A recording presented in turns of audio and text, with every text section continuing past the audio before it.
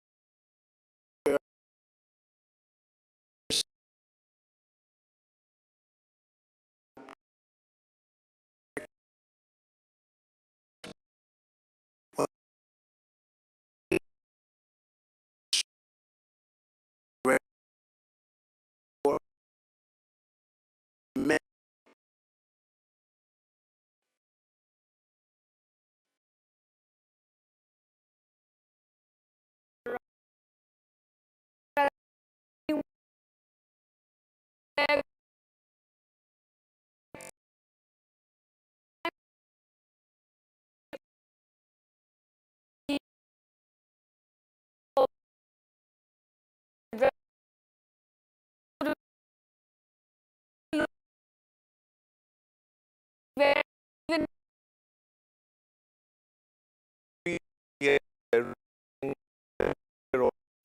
even same and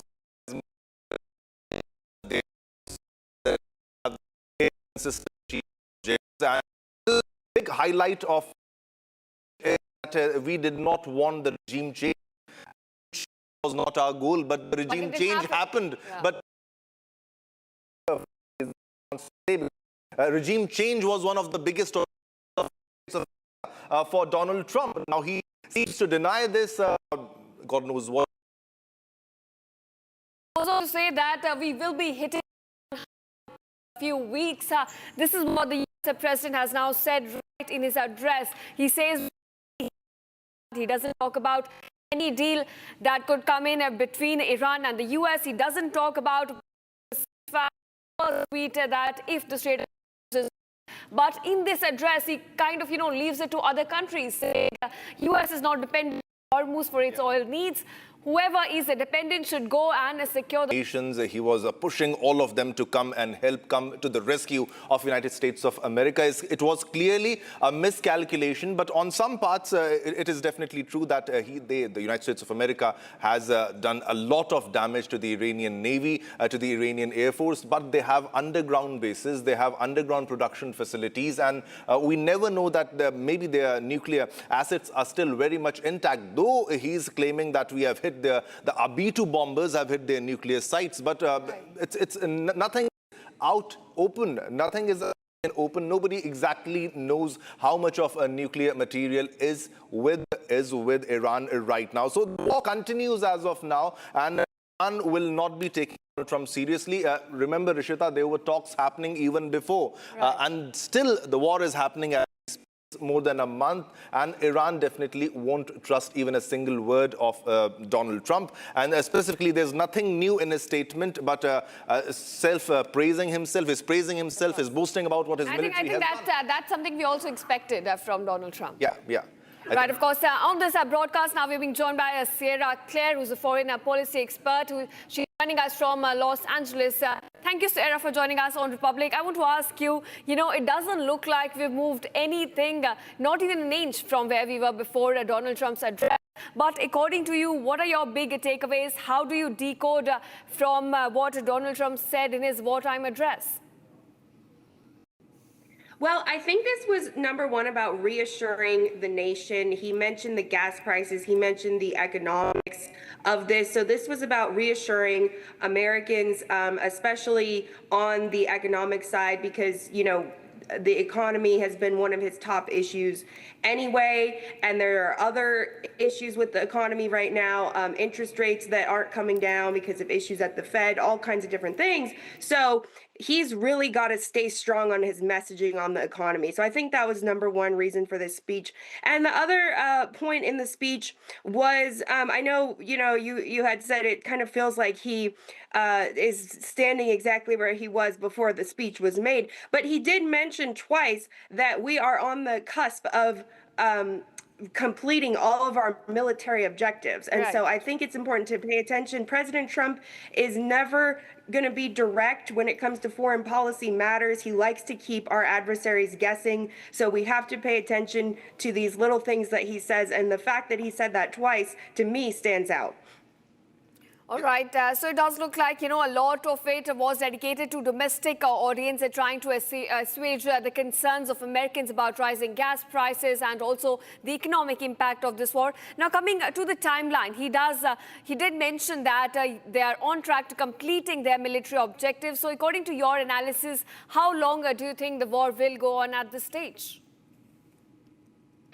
Well, he mentioned 2 to 3 weeks. We're going to see an increase in the op tempo over these next 2 to 3 weeks.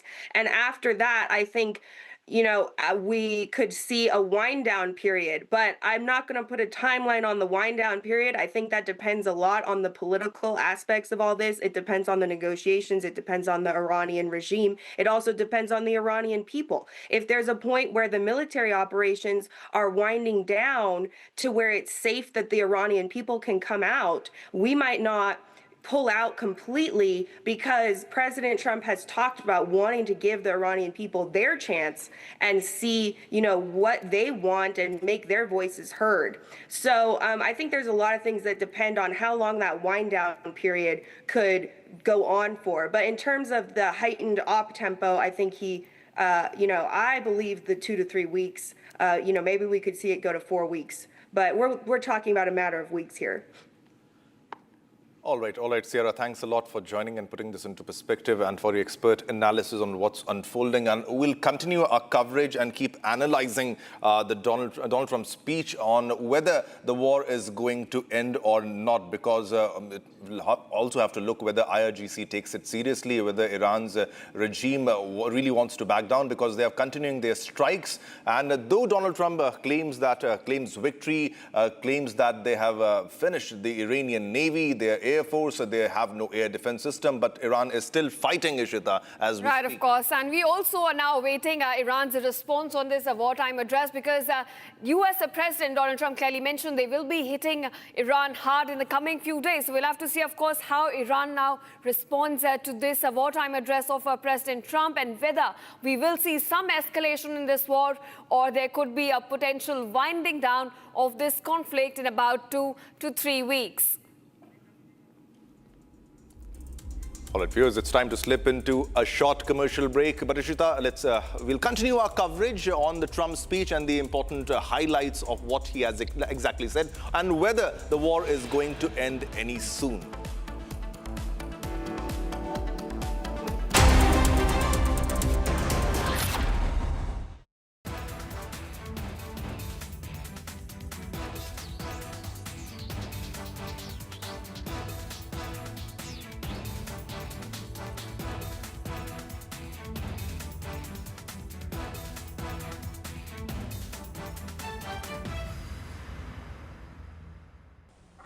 हमें धीरज के साथ, संयम के साथ, शांत मन से हर चुनौती का मुकाबला करना है। इसलिए मैं देशवासियों से भी कहूंगा कि हमें हर चुनौती के लिए तैयार रहना ही होगा। जैसा कि हम देख रहे हैं कि इस युद्ध को लेकर पल पल में हालात बदल रहे हैं। आदरणीय सभापति जी, ये संकट अलग प्रकार का है और इसके समाधान भी अलग प्रकार से ही तय किए जा रहे हैं। हमें धीरज के साथ, संयम के साथ, शांत मन से हर चुनौती का मुकाबला करना है। आदरणीय सभापति जी, जैसा कि हम देख रहे हैं कि इस युद्ध को लेकर पल पल में हालात बदल रहे हैं, इसलिए मैं देशवासियों से भी कहूंगा कि हमें हर चुनौती के लिए तैयार रहना ही होगा। इस युद्ध के दुष्प्रभाव लंबे समय तक रहने की प्रबल आशंका है, लेकिन मैं देशवासियों को भरोसा देता हूं, सरकार सतर्क है, तत्पर है और पूरी गंभीरता से रणनीति बना रही है, हर निर्णय ले रही है। देश की जनता का हित हमारे लिए सर्वोपरि है। From Asia's largest news headquarters, setting the agenda for Bharat.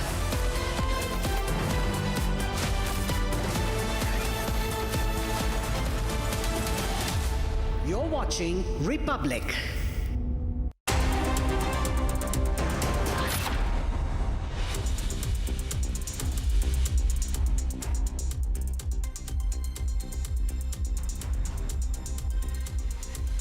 Hello and welcome, viewers. You're watching Republic, and we're breaking these developments coming to light from the War investigation. Donald Trump just concluded his wartime address a short while ago, and my colleague Shivam is also present with us. We'll try to decode what exactly Donald Trump was trying to say here.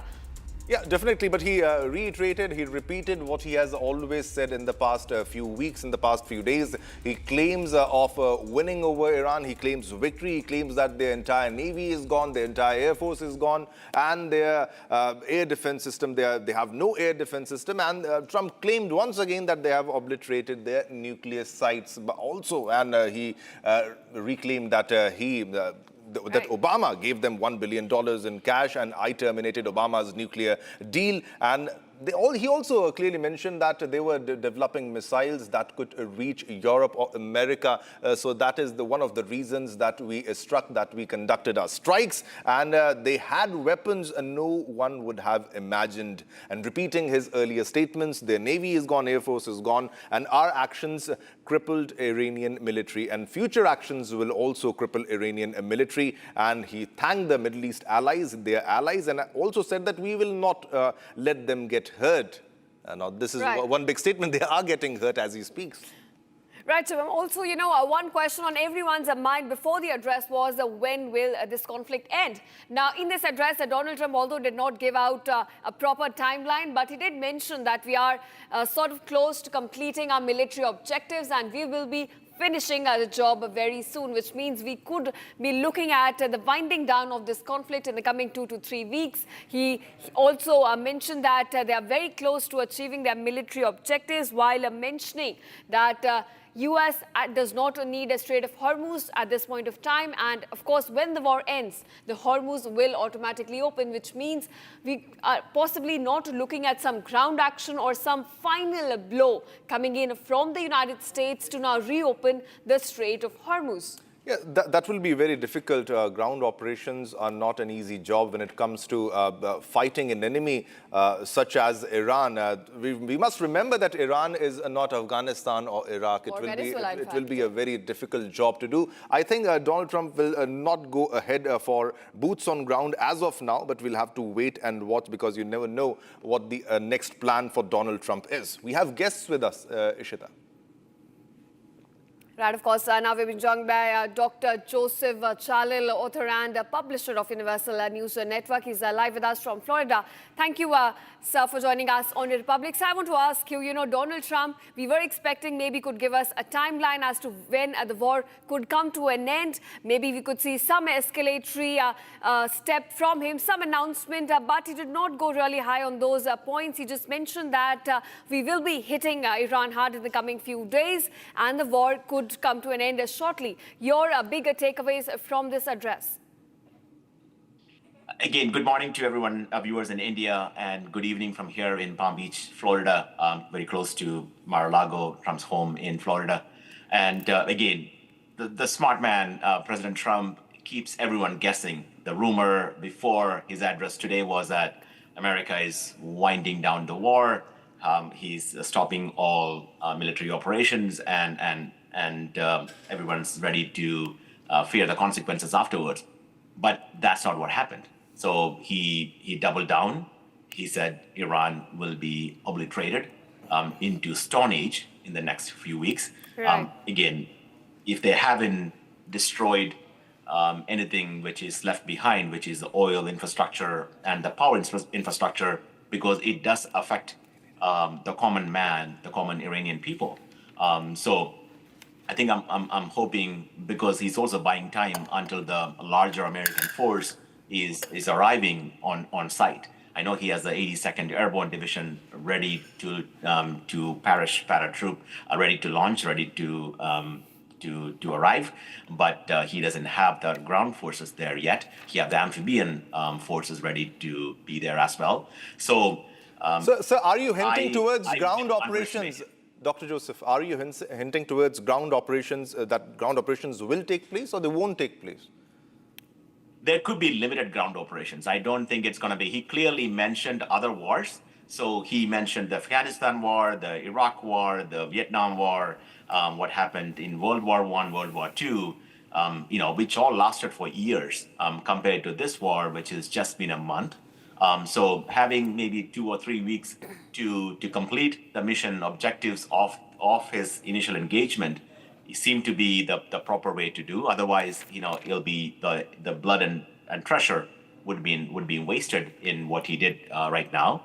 So I could assume that could be limited. I don't think he will confirm it. It could be a surprise. So as I said, knowing President Trump for the past 15 to 20 years, Okay. I would definitely not underestimate him. And he will not tell us in advance what he's going to do. So I would be careful if I am Iranian leadership. Right. Dr. Joseph, one point that we did expect for the US president to touch upon was NATO, the transatlantic military alliance, because he had given a lot of statements preceding his address that he is now mulling over exiting the military alliance. But he did not touch upon that at all. How do you read that? I think that's pretty purposeful. I think they were all scared that President Trump could, either, again, I don't think legally he can exit the Article 5 without congressional approval. He can't void the treaty. But if a president says, I'm not going to honor the Article 5 of the NATO treaty, it's as well as dead. So if he's not there to defend when Europeans get attacked, then, it is a free hand to anybody in Russia. So I'm pretty sure there's a lot of back channel discussions are going on.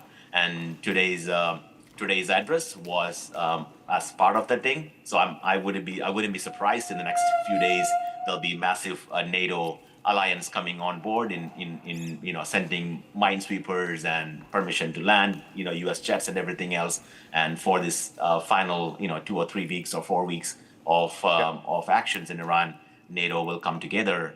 If U.S. leaves NATO, that leaves NATO vulnerable. They're not able to protect themselves, not yet.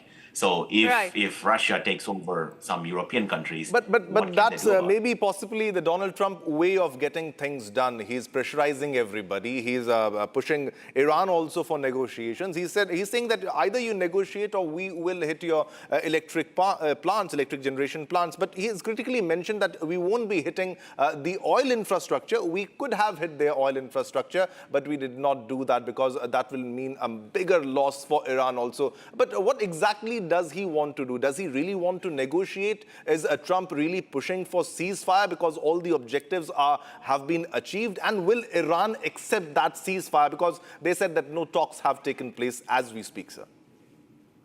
But I'm pretty sure that talks are happening, even though no one's publicly disclosing it. There are, behind the scenes, indirect talks are ongoing. There have been discussions that I can confirm but the thing is, they do have 400 or 600 kilos of, enriched uranium sitting there, which could very well become a dirty bomb if it's not enriched to 90% someday, even though it might be 1,500 feet below ground. But if someone, that's what President Trump's saying is somebody tried to move it, we're gonna hit them hard. So again, having U.S. boots on the ground, removing it, might be risky. It might be easier to have Iran give it either to Russia or to U.S. Or even to India, as opposed to anybody else, and then have a ceasefire based on it. And then again, having high oil prices, it's not hurting America. I'm not sure people realize that. The gas price hasn't gone that bad here yet. It's still cheaper than when Trump took over as a president here. The gas is, petrol is cheaper here.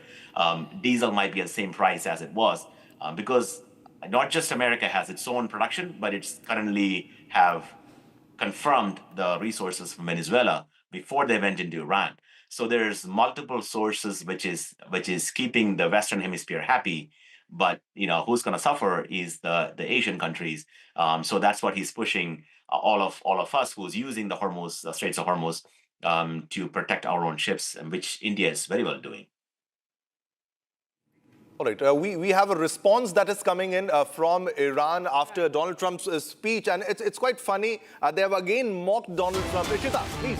Right, of course. Now, after his address, Iran says the U.S. has defeated Iran for Any time. Now, they've given a number. It's a big number, they say, about...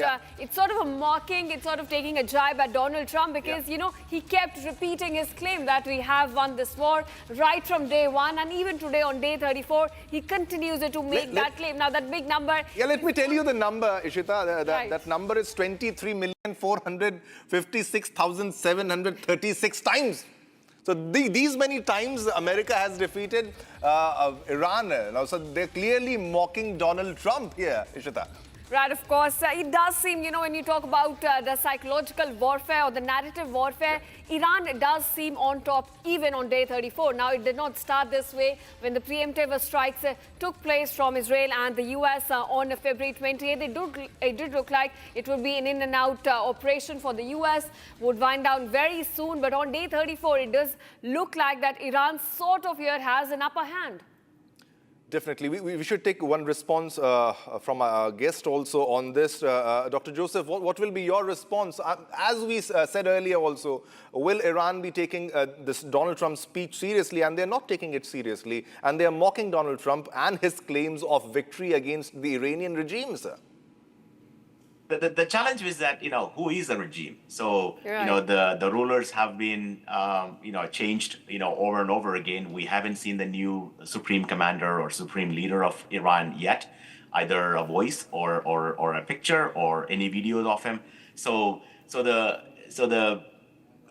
question remains, you know, who is actually making these comments? Who is commenting to the media? I haven't seen anyone who is coming in front of a press conference and claiming that this is true. This is all, you know, leaked information from people claiming to be, you know, friends. In fact, the former Crown Prince Reza Pahlavi was at the Republican convention a couple nights ago. Tonight is an auspicious night for Israeli Jews because of the first day of the Passover for them. So they're having Passover dinner, and at the same time President Trump is addressing. So there is you know, subliminal messages on the timing of the speech.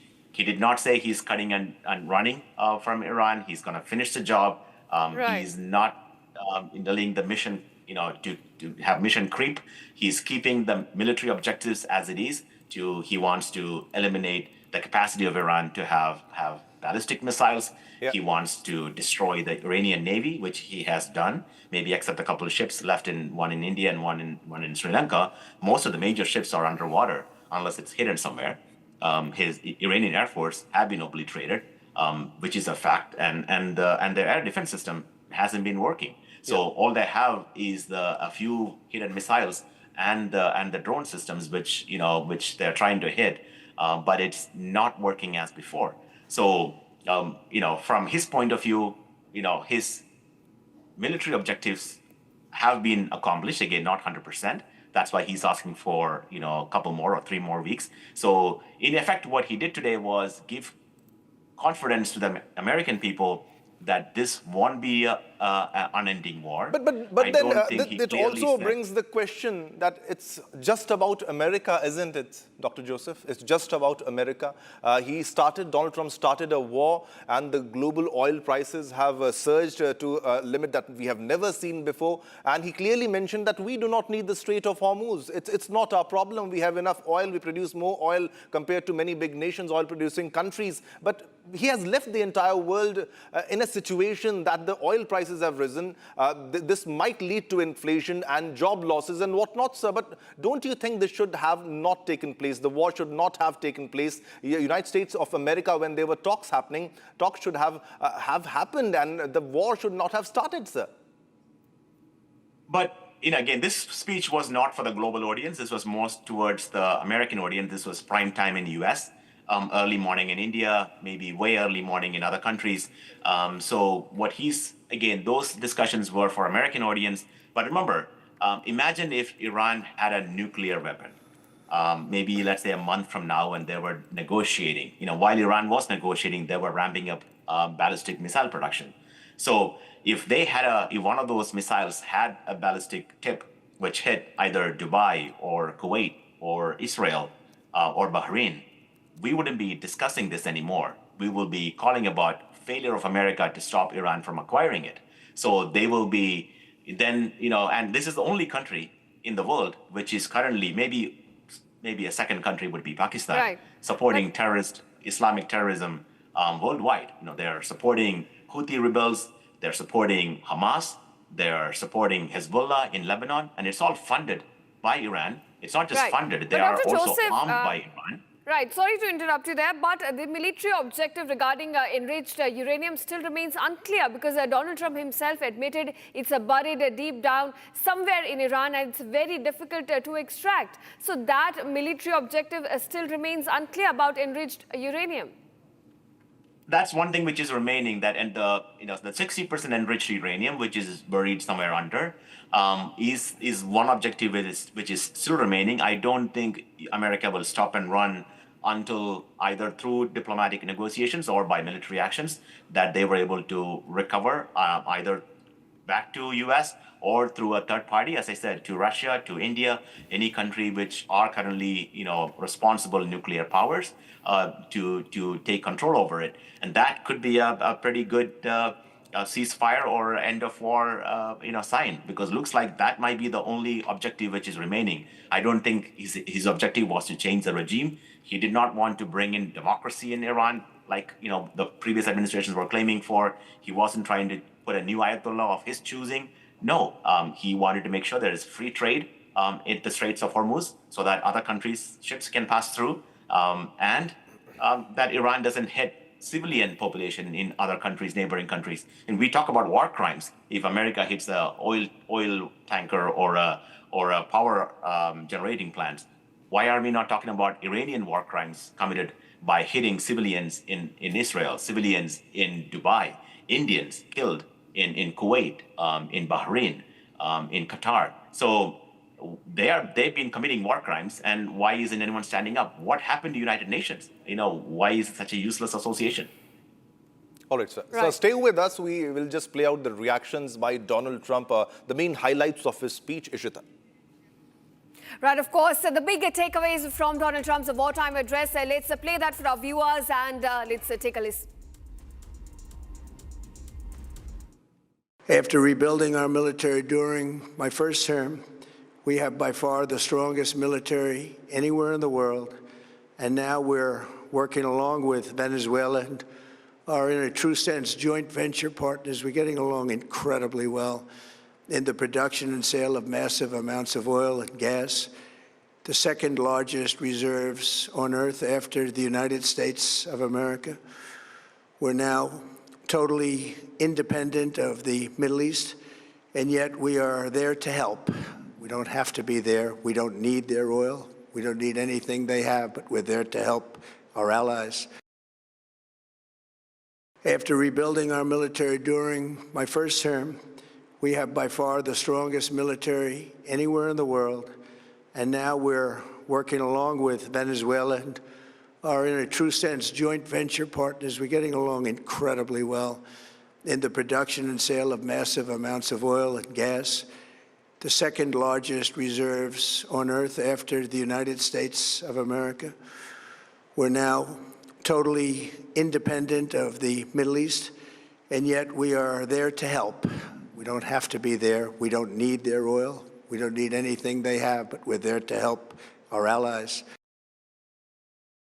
We salute them, and now we must honor them by completing the mission for which they gave their lives. And every single one of the people, their loved ones said, please, sir, please finish the job, every one of them. And we are going to finish the job, and we're going to finish it very fast. We're getting very close. I want to thank our allies in the Middle East, Israel, Saudi Arabia, Qatar, the UAE. They perform. Now we must honor them by completing the mission for which they gave their lives, and we are going to finish up.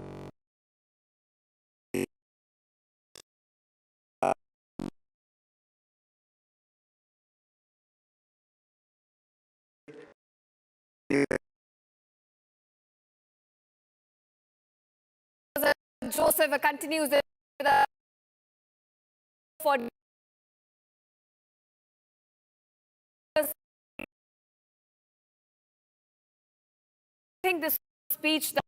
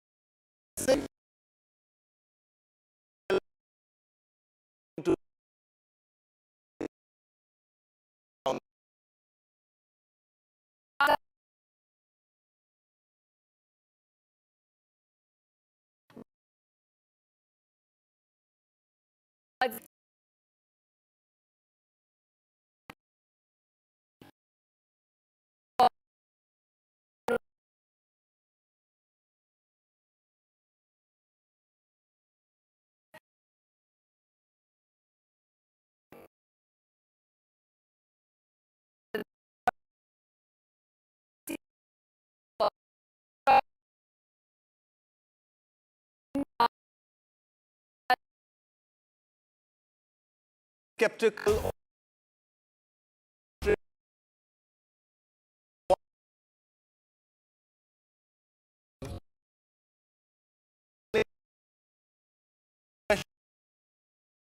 with the gates within the gate.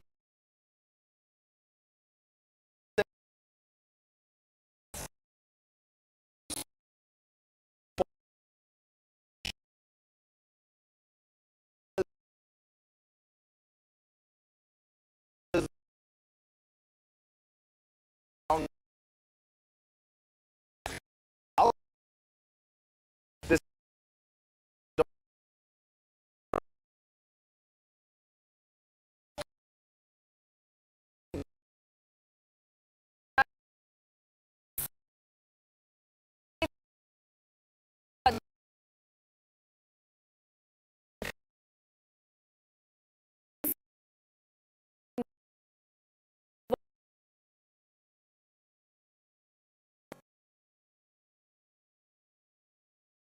talking about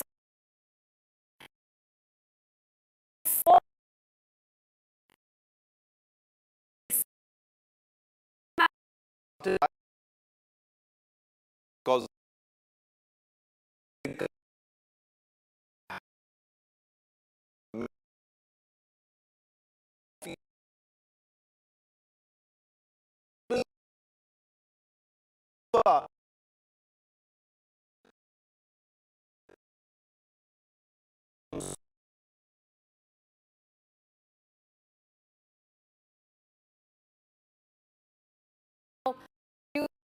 the goal of regime change.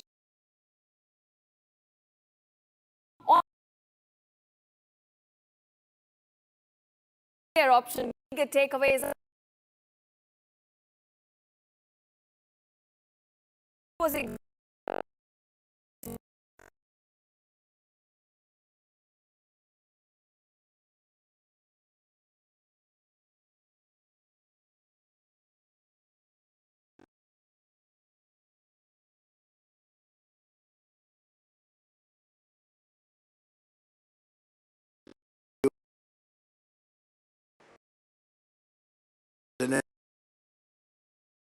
law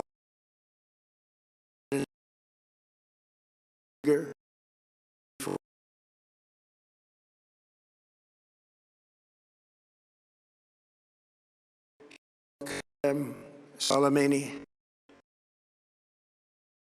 He was an evil genius, brilliant person. The roadside bomb, and he lived just. Iran would have been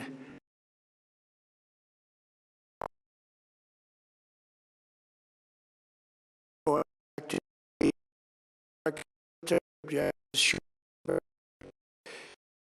going to hit them extremely hard over the next 2 to 3 weeks. We're going to bring them back stages where they belong. In the meantime, discussions are ongoing. Regime change was not our goal. We never said regime change, but regime change has occurred because of all of their original leaders' death.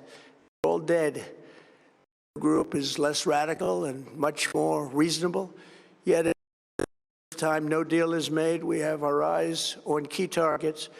If there is no deal, we are going to hit each and every one of their electric generating plants very hard and probably simultaneously.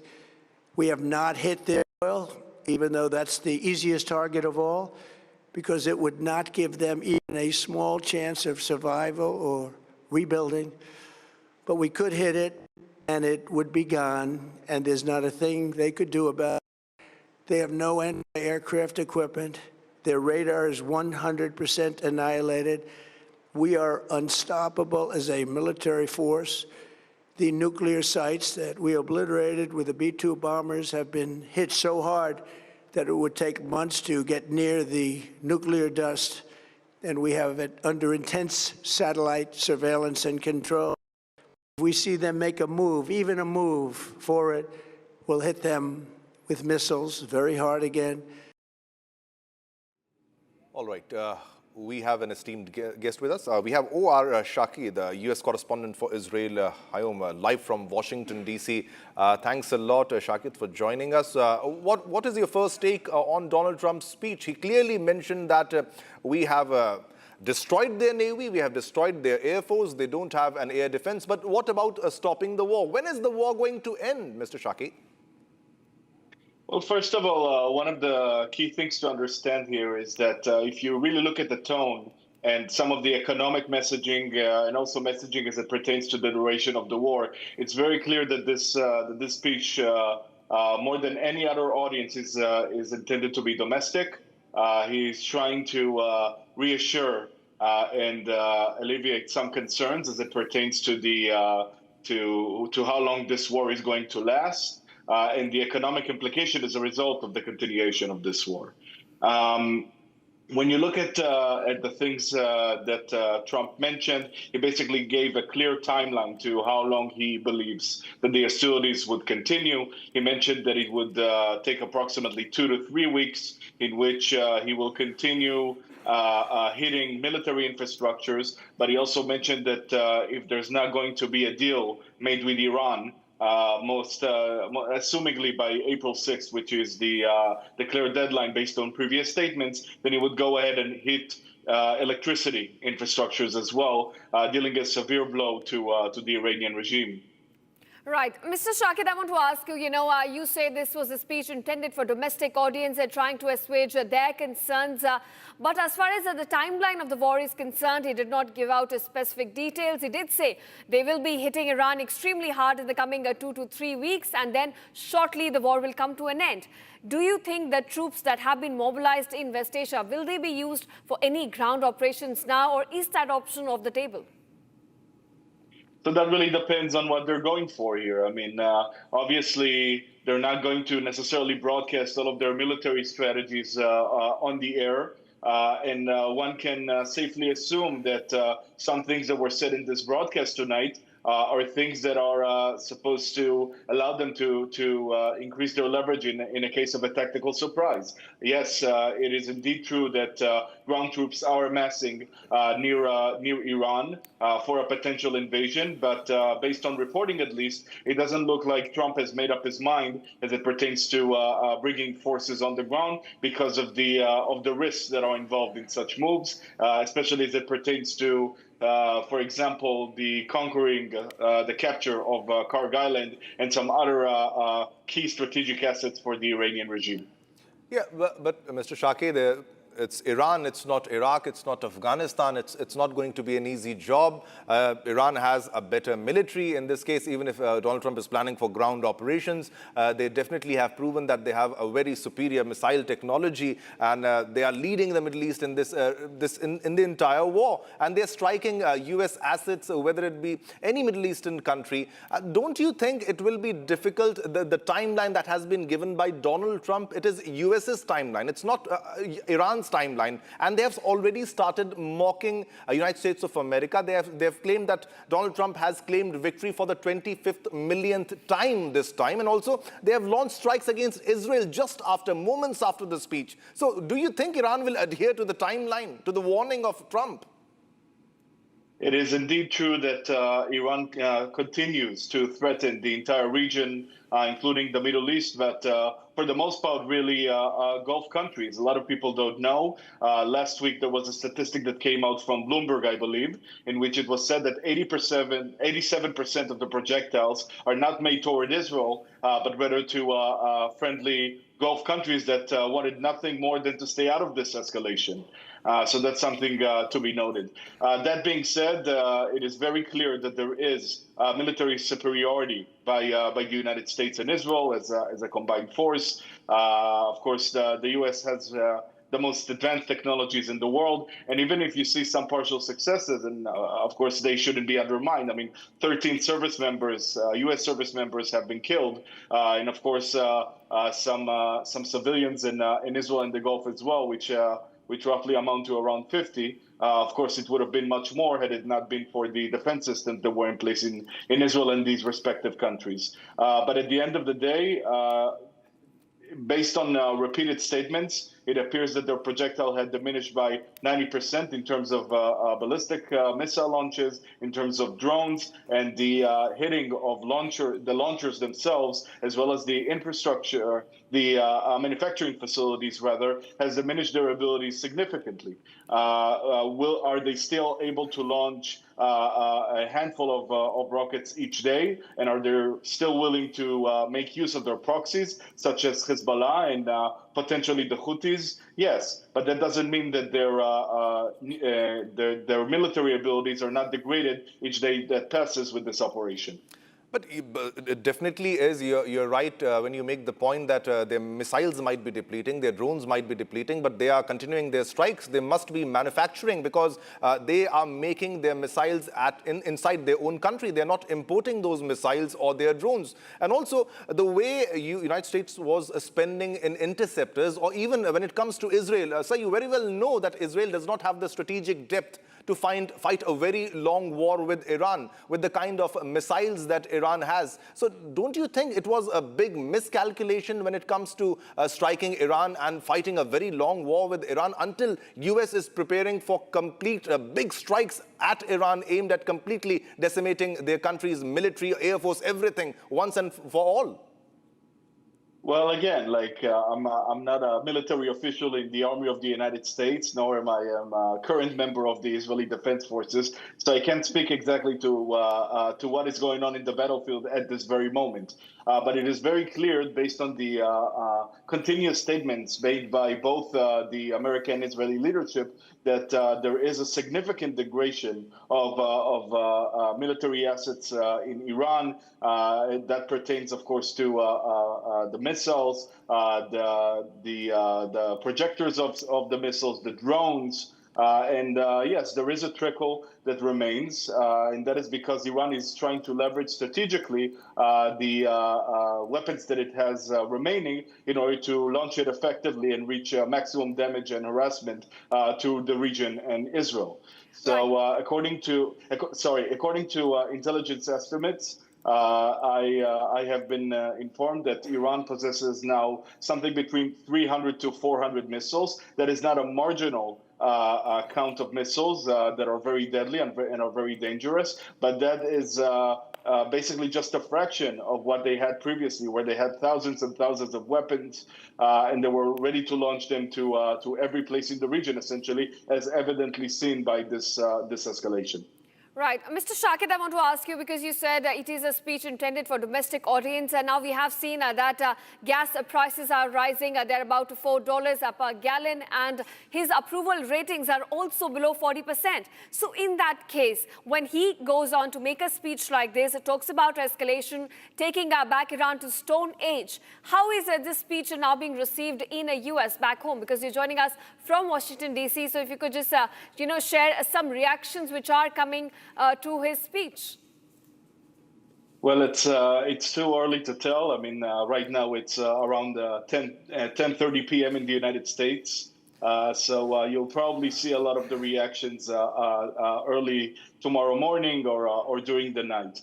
But as it pertains to the responses, again, like the very reason he set out to do this in the first place is exactly because of what you mentioned, because it appears that his popularity as a whole is diminishing further, and because there are concerns about gas prices and the stock market that is going down. But the fact that the president has marked specific, I wouldn't call it a deadline, but kind of like a framework of time of when this escalation would end, is supposed to allow the markets to continue to grow and to mitigate some of the damages as it pertains to the oil flow and the rising of gas prices. Whether he succeeded in that remains to be seen. I'll go to the gas station tomorrow and find out. But of course, we'll have to see the implications of that. But also talking about the negotiation now, when Donald Trump says he will be going for escalations, where does this leave us with the war negotiations? Because there have been back-channel talks taking place between the two sides. Now, Iran, in fact, is launching missiles at Israel. So where does that leave us with the war, sir? So that's actually an interesting point. I was kind of expecting during this speech that there would be more emphasis on the prospect of the negotiations and where they stand, but it ended up being a relatively marginal part of this the speech that was made tonight, and I think that it has to do with the fact that he wants to cause panic in the Iranian leadership as it pertains to the threats of that he plans on executing, at least according to what he says. And he wants to create more panic in the regime so there would be more concessions if and when it comes to a deal. Now, as I mentioned earlier, the deadline is April 6th, unless it is once again extended. And then we'll have to see whether he would fulfill his statement in which he will execute some attacks, simultaneous attacks he actually mentioned, of energy infrastructures, namely electricity manufacturing facilities, in order to further decapitate the abilities of the regime. Now, one interesting distinction in that respect is that he said that he will not go ahead and target oil manufacturing facilities, because he understands, and that pertains to regional warnings that have been made by the Gulf countries, but also by a potential opposition in exile. Let's speak, of course, of Reza Pahlavi, that basically urge him not to hit the refineries and the oil facilities, because this would be something that would take maybe decades to rebuild and to leave for Iran a chance of survival, as the president mentioned.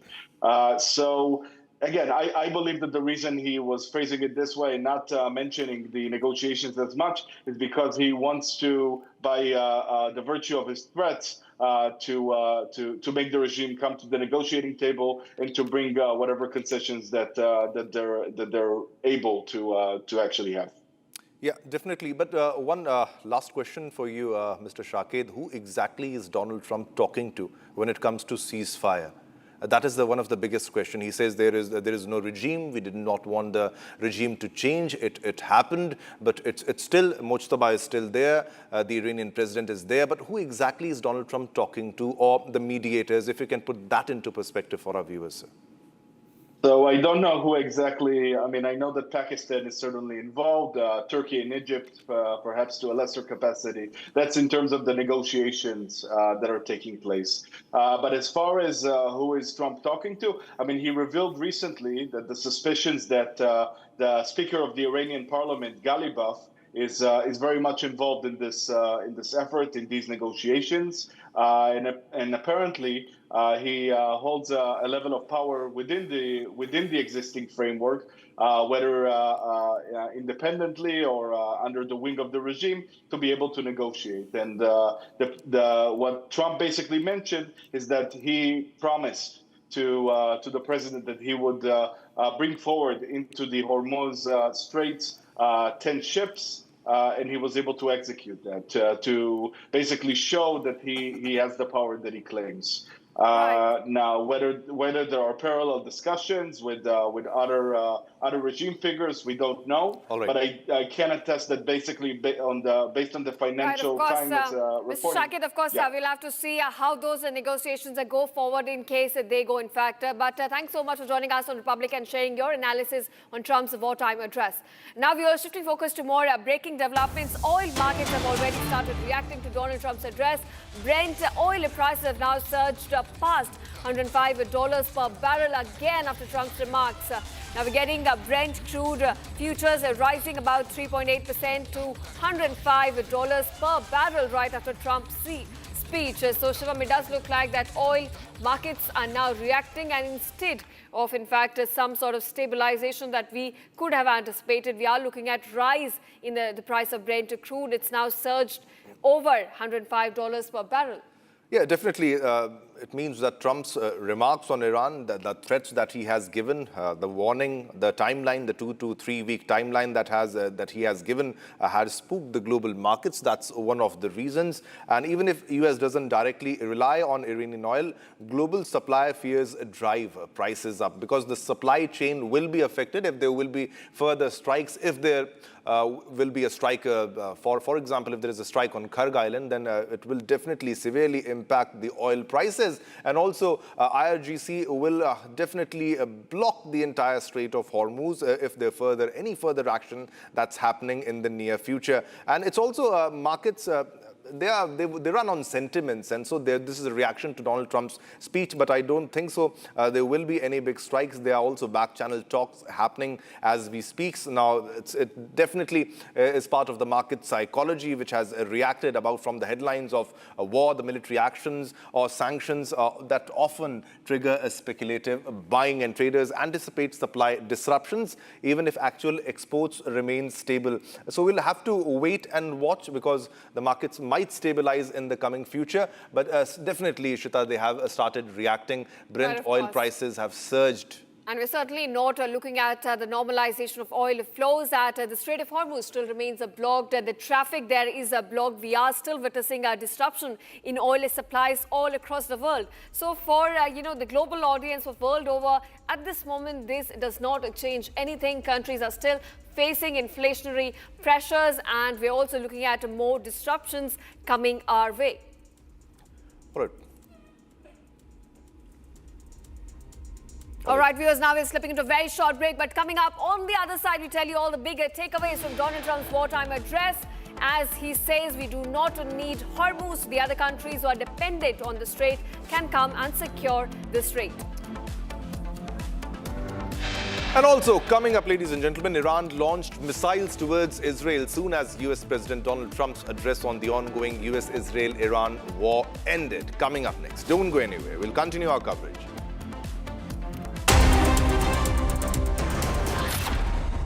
प्यास बुझाए ठंडक लाए सबको भाए जीरा SIM MDH का जलजीरा जीरा SIM जीरा सिम असली रिफ्रेशिंग असली स्वाद असली मजा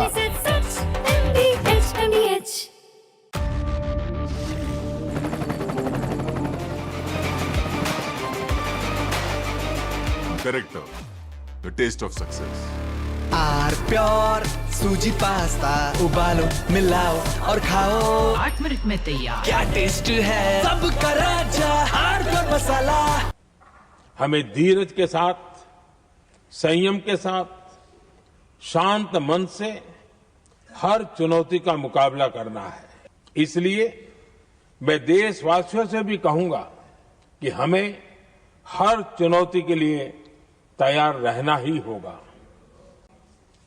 जैसा कि हम देख रहे हैं कि इस युद्ध को लेकर पल पल में हालात बदल रहे हैं।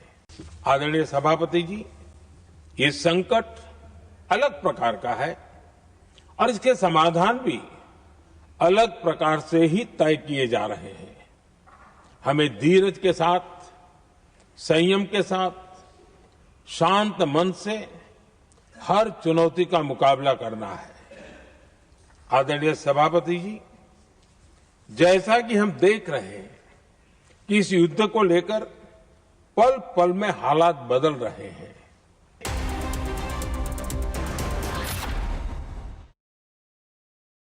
थोड़े में ज्यादा स्वाद, यही तो है इसकी खास बात। वाओ मामा, क्या स्वाद है। अरे मेरे राजा,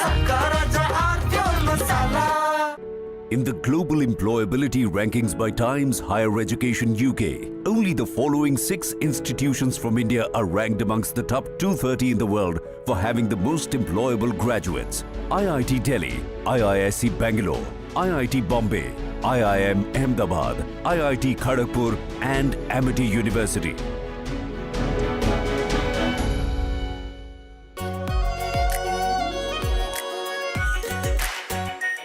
are pure shahi paneer masala, delicious, healthy every day.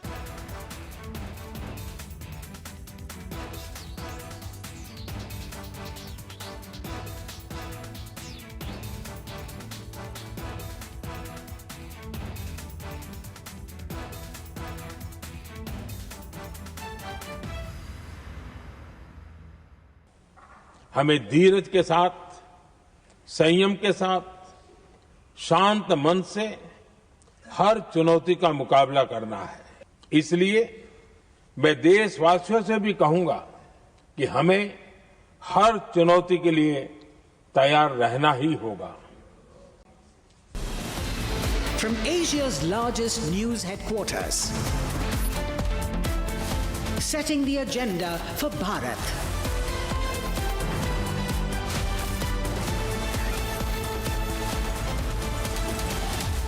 You're watching Republic.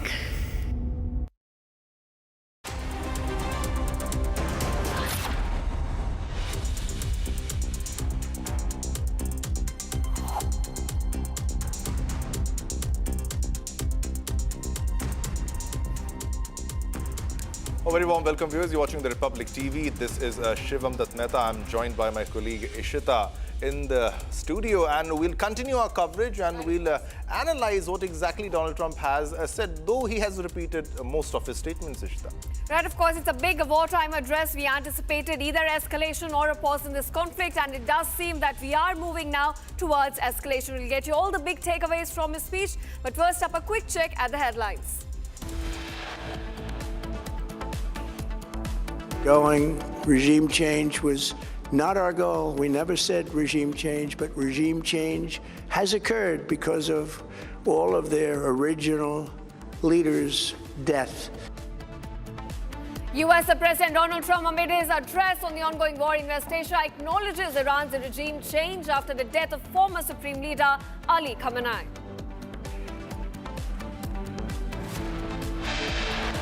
There's no country like us anywhere in the world, and we're in great shape for the future. The United States imports almost no oil through the Hormuz Strait. And Donald Trump says that we don't need Strait of Hormuz for our energy needs.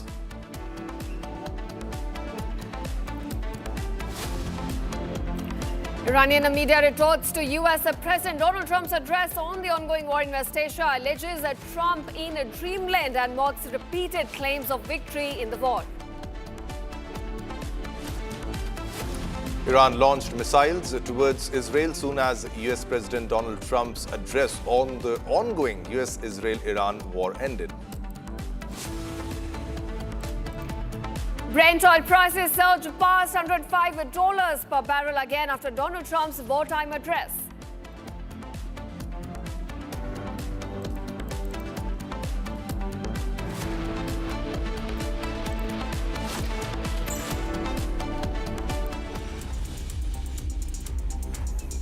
All right, viewers, we've got some breaking news coming in from the war zone investigation. Iran's missiles reportedly have landed in Haifa in Israel shortly after Trump finished his speech about crippling Iran's missile capabilities. Now, tensions are only rising between Iran and the US, with Iran allegedly now firing more missiles at Israeli targets. So we are certainly looking at contradiction now unfolding on the ground.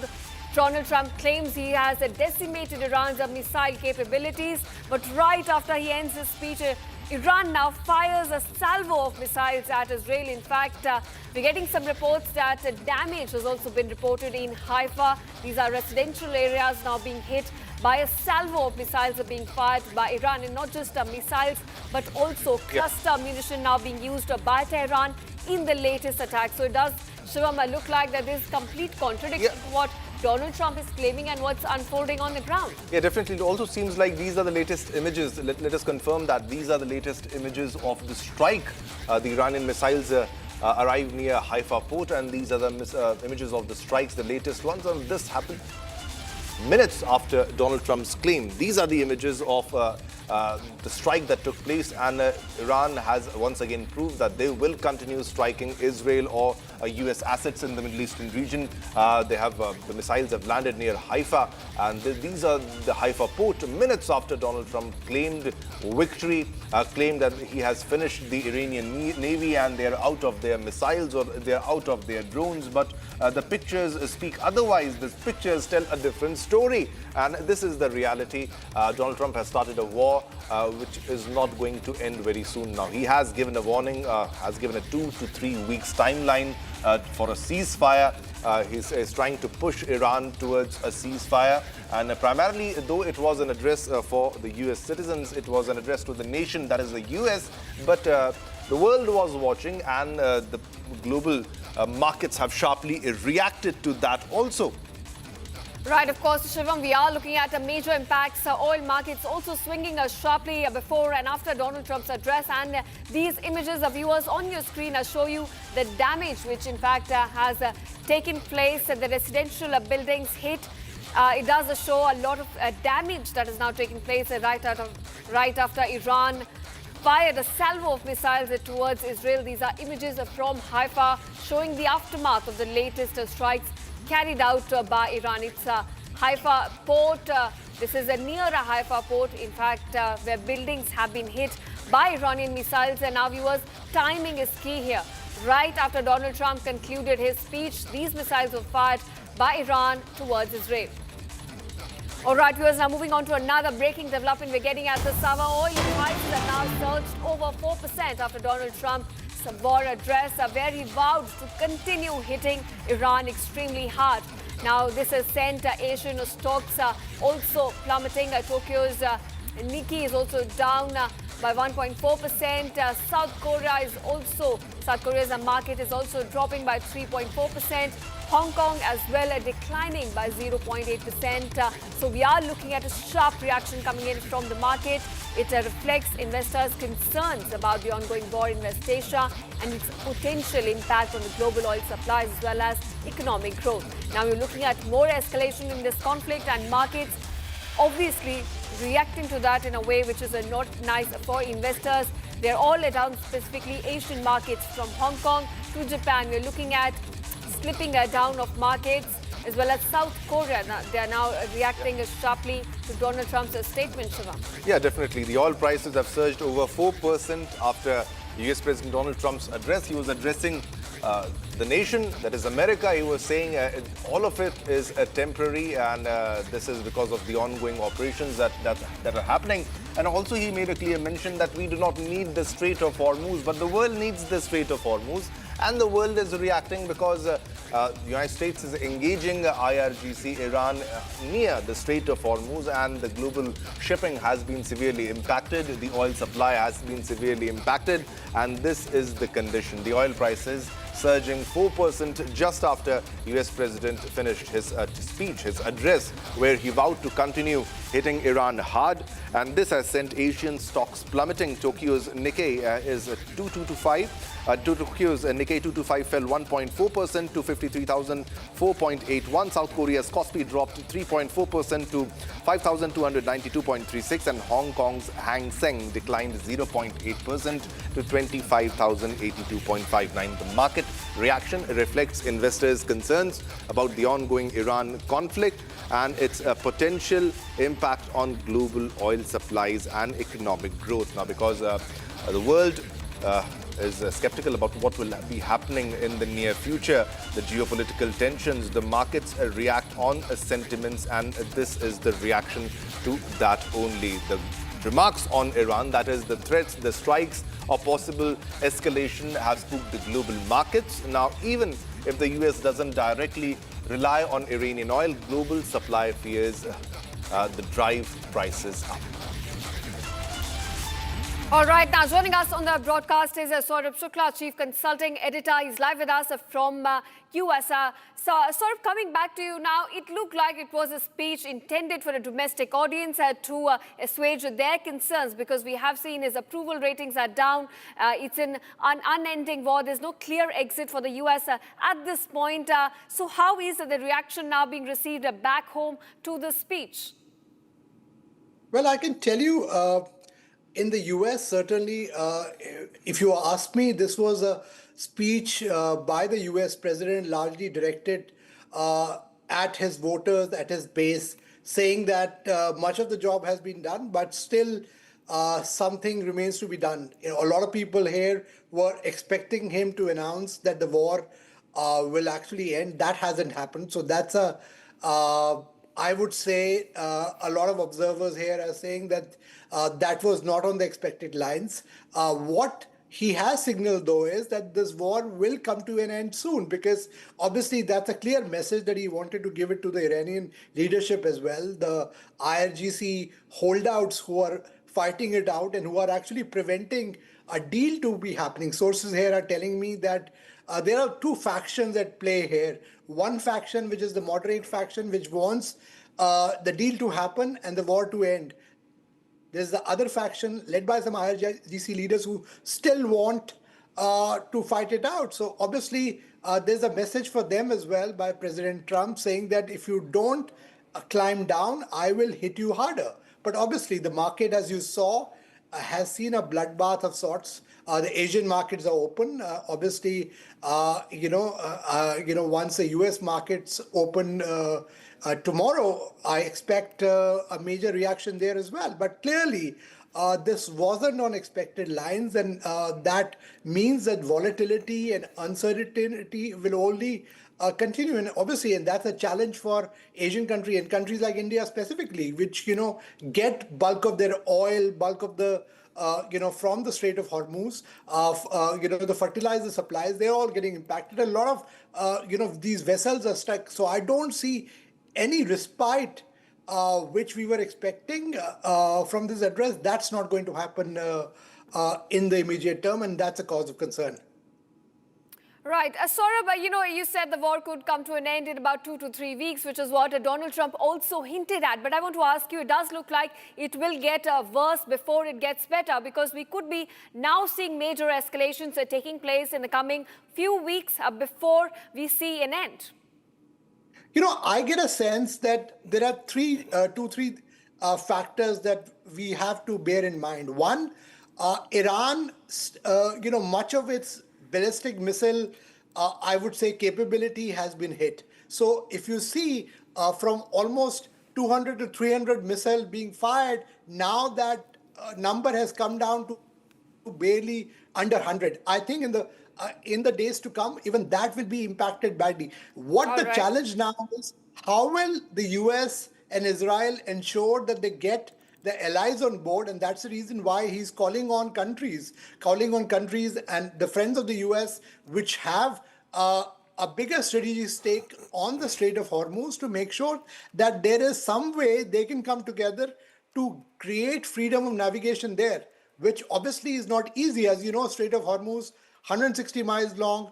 There is some parts which is like just barely 22 miles where the Iranians can hit at any ship, and they have demonstrated that. So how will that pan out will really be very critical in the next week or so. But for now, I would say that the world is waiting to see another week of uncertainty and volatility. Right. We expected some kind of stability to creep in with the president signaling that the war will come to an end. But the fact that he's already saying that it may be 2 to 3 weeks sends a message. And I also get a sense that the negotiations are not happening at the pace that they're expected. Exactly. Yeah. Sort of Shivam, this side. My question to you is, but who exactly is Donald Trump talking to? He speaks about the regime. He says that we did not want the regime change to happen, but it happened. Now, the earlier statements differ because it was expected that the major aim, it was a clear objective for the United States of America that a regime change should happen. They were supporting the supporters, the protesters who were protesting in Iran, in Tehran in the earlier days. As we remember, that help is on the way, help is coming, and now he's making a different statement. He's saying a regime change was not our aim. So who exactly now will he be talking to? Let me be frank here, okay? That the part one of the war against Iran, the fact that they took out the entire top leadership, was a roaring success. There is nothing, nobody, you cannot deny that fact. The fact that they've been able to take away the ballistic missile defense, Iran's nuclear capability, that has been hit to a great extent. All that is fine. But yes, the fact remains that in terms of a civilian uprising, in terms of what there was expectation that people will rise and overthrow and come to the street, that hasn't happened. So I think that is where there is a strategic reasoning and there is a change of gears which is required from the US and Israeli side. How does that happen? Because obviously, and when he talks about regime change, he's obviously clearly saying that the aim wasn't regime change. They wanted a different kind of a government, which is more, not only a more democratic government, but a government which obviously values the civil rights of people, that to happen. If that has indeed happened on the ground is a big question to ask, and I don't see that happening imminently, at least from the reports that we are seeing, which are emerging from the ground. Maybe, I also get a sense that sometimes while this speech was entirely directed, if you ask me, for the US domestic audience, specifically for bearing in mind that the US will get into very critical midterms in November. Already the countdown has begun, and obviously President Trump wants to send out a message that we have achieved much of the targets. Obviously, there will be limited pain for a while, but he is assuring his voters, his support base, that the war will come to an end. And obviously, the challenges that they are seeing at this moment, whether the gas price is going up, the stock market is getting impacted, or the economic volatility may not last too long. But the fact remains that the markets obviously have not reacted in the manner in which he was expecting. So certainly you may see the US markets stumbling, and that obviously has a big impact. He's a businessman. He realizes how important is the economic factors.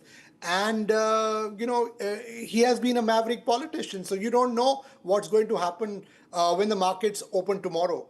And you have to wait and watch here. Yeah, definitely. Sort of the other question is, when we speak about Iran, we say definitely maybe their stockpile of drones is depleting, their stockpile of missiles are depleting. But what about United States of America? What about Israel? Even their interceptors are depleting as we speak. They have fired thousands of interceptors to intercept the drones and the missiles which are being launched even in the entire Middle Eastern region. What about the economics of the war? Can Donald Trump think of prolonging the war to a level where it will become very costly? Will he get the approval for escalating it to that level? Iran might be completely decimated and destroyed, but what about the United States of America and the cost of the war?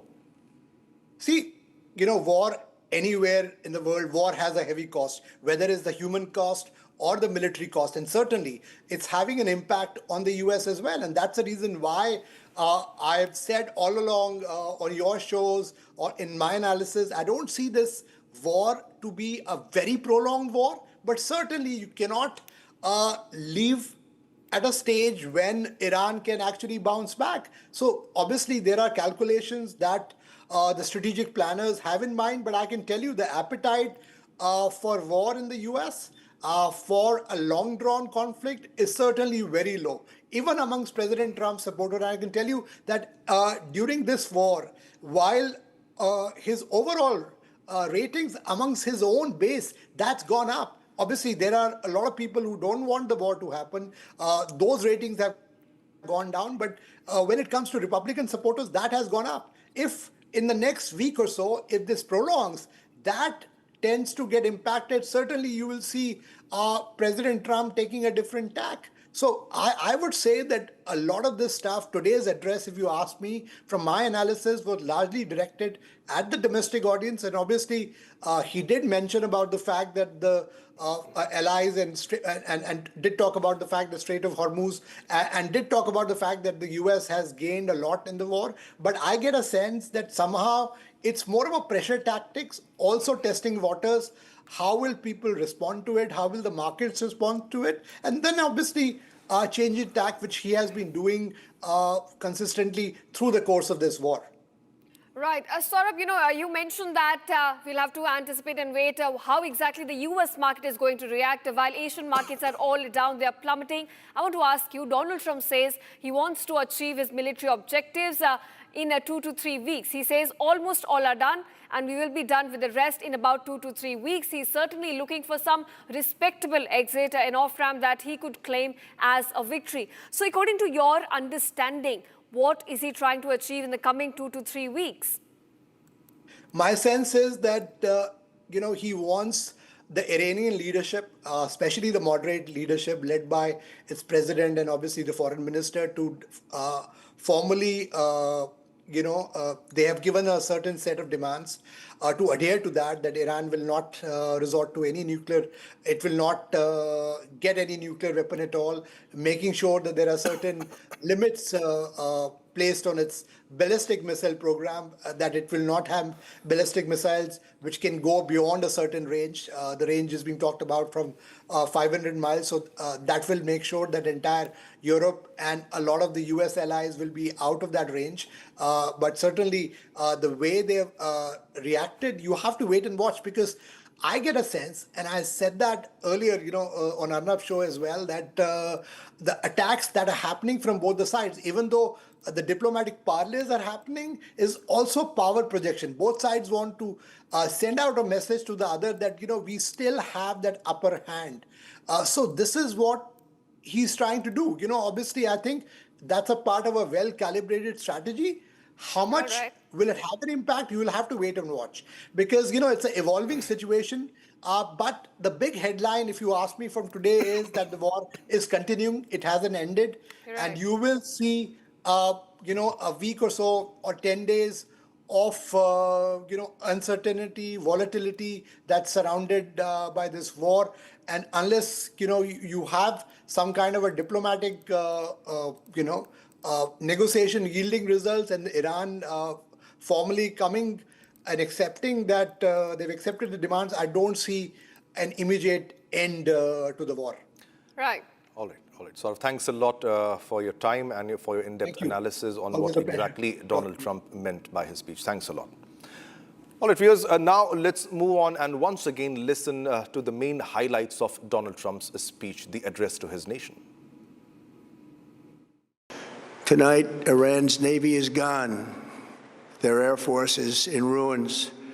Their leaders, most of them, terrorist regime they led, are now dead. Their command and control of the Islamic Revolutionary Guard Corps is being decimated as we speak. Their ability to launch missiles and drones is dramatically curtailed, and their weapons, factories, and rocket launchers are being blown to pieces. Very few of them left. Never in the history of warfare has an enemy suffered such clear and devastating large-scale losses in a matter of weeks. Our enemies are losing in America, as it has been for 5 years under my presidency, is winning, and now winning bigger than ever before. After rebuilding our military during my first term, we have by far the strongest military anywhere in the world, and now we're working along with Venezuela and are, in a true sense, joint venture partners. We're getting along incredibly well in the production and sale of massive amounts of oil and gas, the second largest reserves on Earth after the United States of America. We're now totally independent of the Middle East, and yet we are there to help. We don't have to be there. We don't need their oil. We don't need anything they have, but we're there to help our allies.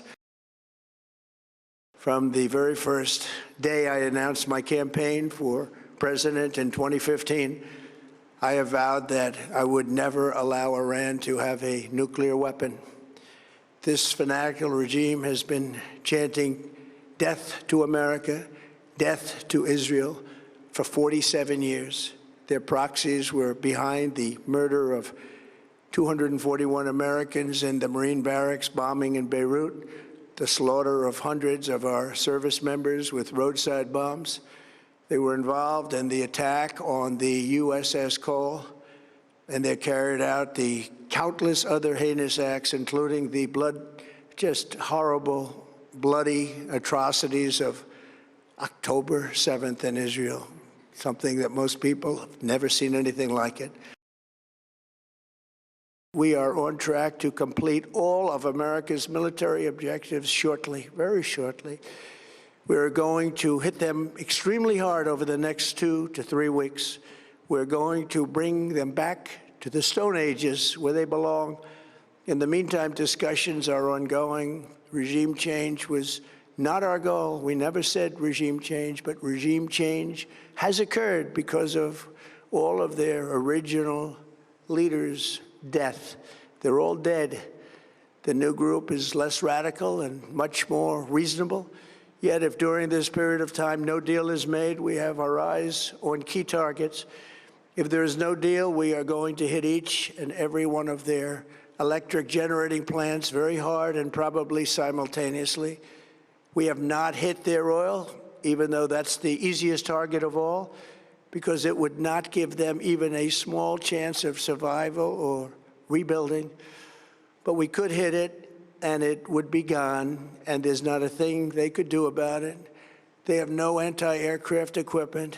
Their radar is 100% annihilated. We are unstoppable as a military force. The nuclear sites that we obliterated with the B-2 bombers have been hit so hard that it would take months to get near the nuclear dust, and we have it under intense satellite surveillance and control. If we see them make a move, even a move for it, we'll hit them with missiles very hard again. We're slipping into a very short break, and coming up on the other side, the impact of Donald Trump's war speech as he declares Iran regime dead after the death of former Supreme Leader Ali Khamenei. Iranian media retorts to US President Donald Trump's address on ongoing West Asia war, alleges Trump in dreamland, and mocks repeated claims of victory in war. Coming up next, don't go anywhere.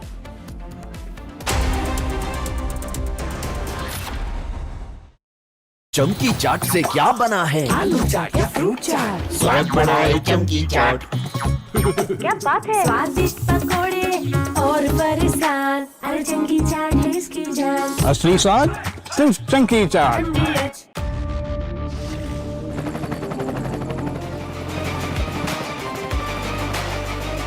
Character, the taste of success. R pure सूजी pasta उबालो मिलाओ और खाओ 8 minute में तैयार। क्या test है सबका राजा आर प्योर मसाला। हमें धीरज के साथ, संयम के साथ, शांत मन से हर चुनौती का मुकाबला करना है। इसलिए मैं देशवासियों से भी कहूंगा कि हमें हर चुनौती के लिए तैयार रहना ही होगा।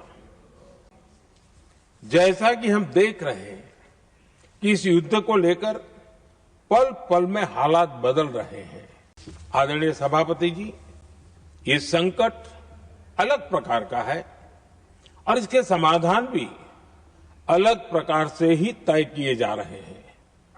हमें धीरज के साथ, संयम के साथ, शांत मन से हर चुनौती का मुकाबला करना है। आदरणीय सभापति जी, जैसा कि हम देख रहे हैं कि इस युद्ध को लेकर पल पल में हालात बदल रहे हैं, इसलिए मैं देशवासियों से भी कहूंगा कि हमें हर चुनौती के लिए तैयार रहना ही होगा। इस युद्ध के दुष्प्रभाव लंबे समय तक रहने की प्रबल आशंका है, लेकिन मैं देशवासियों को भरोसा देता हूं, सरकार सतर्क है, तत्पर है और पूरी गंभीरता से रणनीति बना रही है, हर निर्णय ले रही है।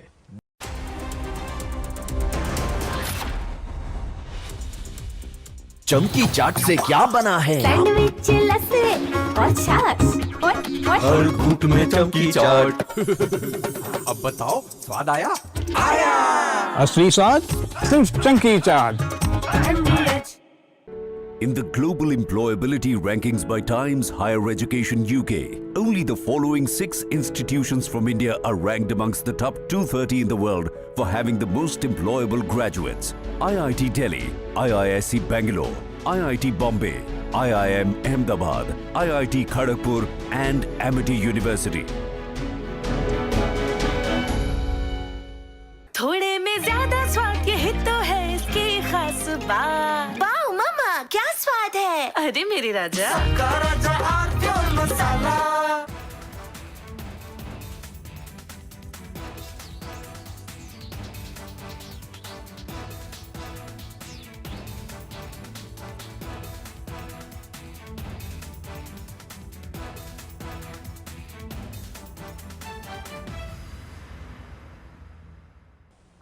हमें धीरज के साथ, संयम के साथ, शांत मन से हर चुनौती का मुकाबला करना है।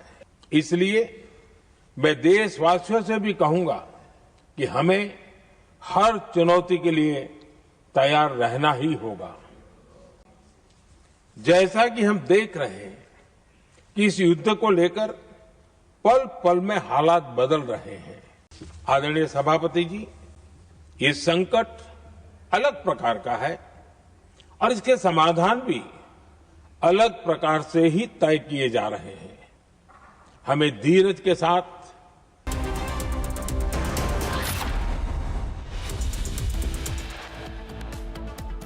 Meantime, discussions are ongoing.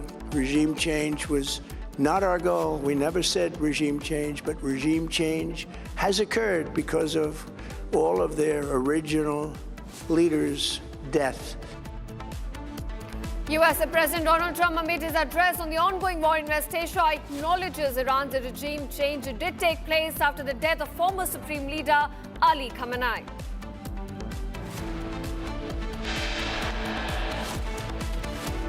Anywhere in the world, and we're in great shape for the future. The United States imports almost no oil through the Hormuz Strait. Trump says we don't need Strait of Hormuz for our energy needs.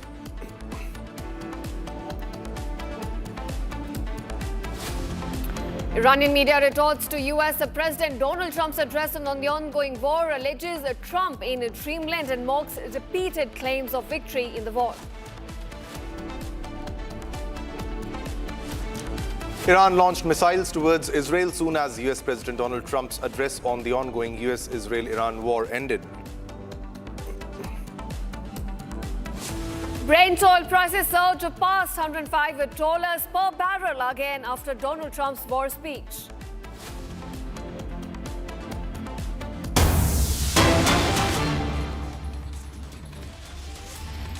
All right, viewers, beginning with breaking news getting at this hour. Our top focus, how are oil markets reacting to Donald Trump's speech? Now, oil prices have surged over 4% after Donald Trump's war address, where he vowed to continue hitting Iran extremely hard. It has sent Asian markets also plummeting at this point. Now, Tokyo's Nikkei 225 has fell about 1.4%, while South Korea's Kospi dropped 3.4%, while Hong Kong's Hang Seng has now declined 0.8%. We are looking at sharp market reactions coming in as it now reflects investors' concern about the ongoing war in West Asia and its potential impact on global oil supplies and economic growth.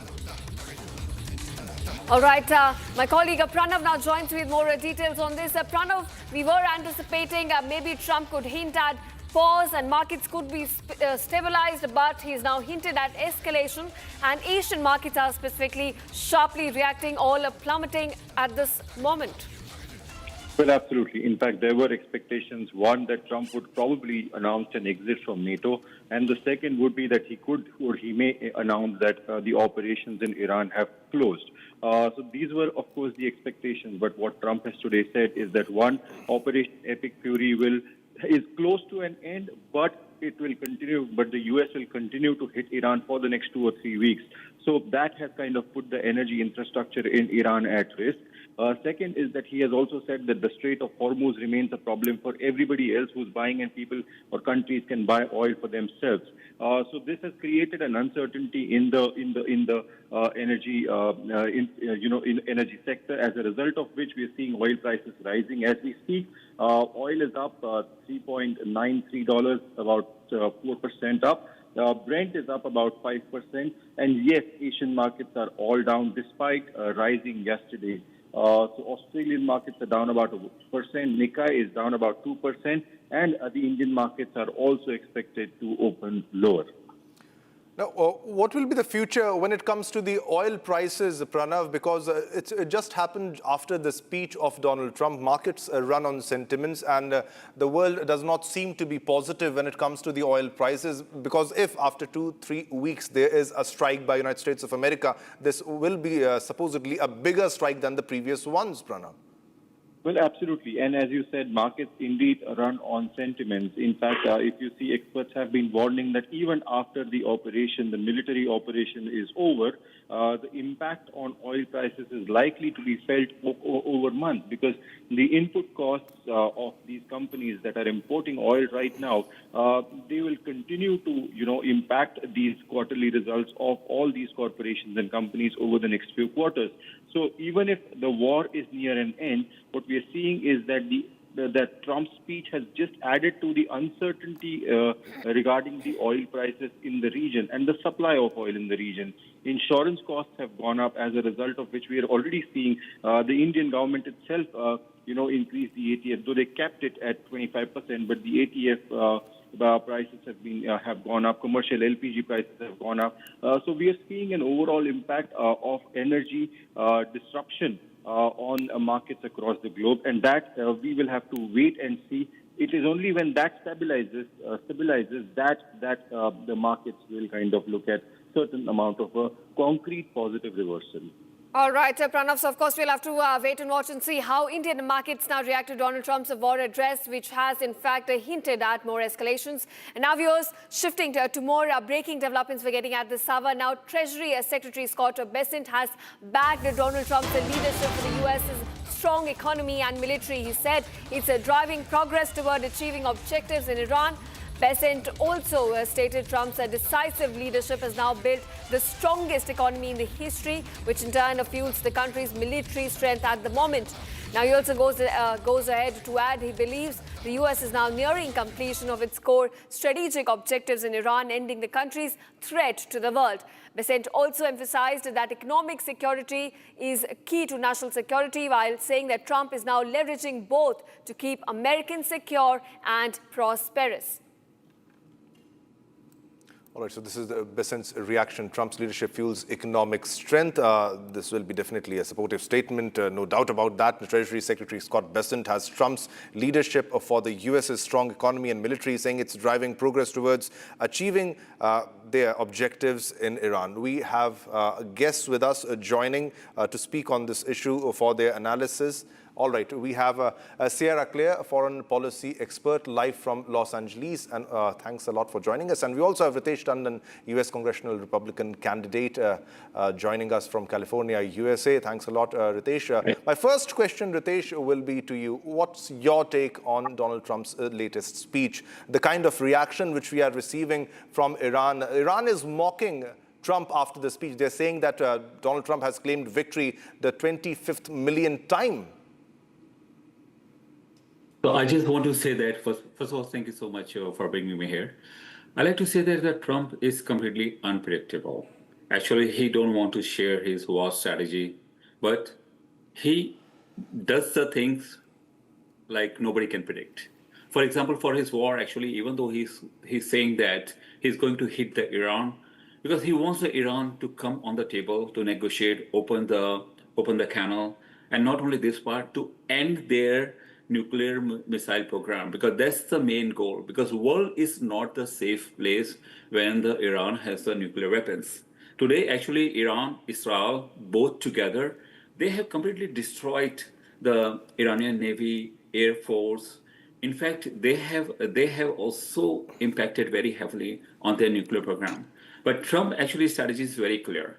When they are in, they want to complete the job and want to make sure that the objective where Iran don't have the nuclear weapon is achieved. So right now the war is getting more and more complex, and I see that President Trump wants to move out of the war, and in that case they want to negotiate with the Iran to close the deal. But Ritesh, other question to you. Does Iran have nuclear weapons as we speak right now? Is that threat as big as being said? Because Joe Kent begs to differ from your statement. He has also released another statement now. He said, we do not honor our fallen heroes by getting more of our best men and women killed in the Middle East region. Now, the kind of reactions that we are getting after Trump's speech speak otherwise. Ritesh. Yeah. So here is the thing, like Iran, they have never allowed outsiders to go and check their facility. They always keep on shouting death to Americans, death to Israelis, and death to anyone supporting America. So here, actually, they have never allowed anyone. If they have came on the table and work with the Americans and the other people around the world, and together let everybody say that this nuclear program, even if they have, is for the peace process or something, things might be different. Today, when you look into October 12 incident where 12,000 Israelis were killed by the Hamas, and when we look into the Hamas, actually, they have done the brutal killing of Israelis and Americans, and also let's look into for India. We also the same Hamas is sitting with 2025 at the Pakistan occupied Kashmir with Lashkar-e-Taiba and Jaish-e-Mohammed, everyone. So technically, Iran was a mothership of supporting terrorism across the world. And now this mothership is sinking. And in this sink, even the countries like, I can say UAE, Kuwait, Bahrain, Saudi Arabia, everybody want this mothership to be controlled. Iran themselves, they have killed 45,000 people of their own, which is a very surprise. No one in the world is coming forward to become their voice. I think what the President Trump and what Israelis are doing right now. But Ritesh, even Pakistan has nuclear weapons in this case, and they should not be having nuclear weapons. They are also sponsoring terrorism. We have Sierra Claire with us also. Ishita. And of course, Sierra Claire, coming to you now. Now, Donald Trump says he's achieved almost all of its military objectives and could be looking at winding down of this conflict in the coming 2 to 3 weeks. Now, from the outset, it looks like he's looking for this big victory that he can claim a respectable exit or an off-ramp, as many would call it. What, according to you, is trying to achieve in the coming 2 to 3 weeks as we now stare at more escalations? Well, he's trying to achieve with the negotiations with the regime to get them to open the Strait of Hormuz. And I believe that he is also trying, most of the military objectives have been met. He said that in the speech. And the Department of War puts out updates, showing that. But, we want to make sure that there is no remnants because, as he also said in his speech, our Gulf partners and Israel as well, we don't want any stray missiles that were hidden in some cache underground that we just didn't get to because we left too early. So we are just being very thorough with this. And as he said, the hitting them very strongly, taking them back to the Stone Age, that's to get them to open the strait. Right. Now, Ritesh, coming back to you, Democrats are obviously reacting very sharply to address. They're saying that Donald Trump went into this conflict without any strategic clarity, and now there's no clear exit plan as well. But at large, what has been the reaction coming in on Donald Trump's speech? Because it does look like a major part of it was intended towards a domestic audience. So I just want to say very clearly this part. Even though President Trump went without any warning, think of it, what happened in the first day. They got the major victory because their goal was to change the regime. And that's what they achieved. But one thing I want to say, what I mean to say achieved is by removing the main Iranian leader Khamenei, right? So if President Trump and go and ask and take permission, they will not be able to achieve what they achieved on the first day. So here is the thing. And the Congress leaders here, at least in the United States, both Republican and Democrat side, they will never ever allow President Trump to go to war. You look into the other presidents also, Obama and other presidents, they have gone to war without taking any permission. So President Trump has not done anything wrong here. It is his strategy. And actually, when he has a strategy, he has a certain goal. And with that goal, actually, he's achieving a lot more. But I can say that the Strait of Hormuz, it is closed by Iran. This is one of the concerns, not only for President Trump, but entire leaders. I think that will open up very soon. And that's the reason President Trump said very clearly, open it up or we'll hammer it very heavily to you. And this is coming, I can say. All right. All right, now, the kind of reactions that we are getting also. Now, the other main question that I asked you, Mr. Ritesh, was who exactly is a bigger threat for you? Comparatively, if you can do the comparative analysis in this case, can it not be Pakistan in this case? I'll repeat my question, because they have nuclear weapons. They are a bigger threat than Iran. Definitely, Iran might have been very close to enriching nuclear weapons, but there were talks happening between the United States of America and Iran, and even then the strikes took place. Will Iran trust Trump in further statements, in further warnings of ceasefire and in talks? Because you have struck Iran even while the talks were happening. And who actually is the bigger threat for you? So if you look into from India perspective, of course, Pakistan is a threat. And not only Pakistan, but China as well. But when we look into the across the world, look into what Iranians. No, but these are the U.S. intelligence assessment reports.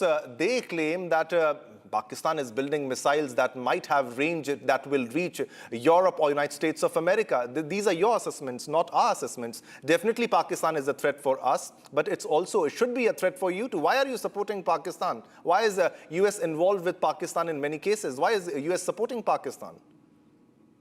So you have to look from this angle. Pakistan army, they are very close to the US army, and they are like one of the puppets. US buys Pakistan. Their leaders, they come here, they bow in front of of US leadership, and then they go back. They are not a threat. Whatever US want from Pakistan, they can get it done. You have seen the example of Afghanistan, what happened. Whatever US want to achieve, they have achieved in Afghanistan, and Pakistan was helping them. Only thing what Pakistan need is just throw the money to them, and they will talk your language.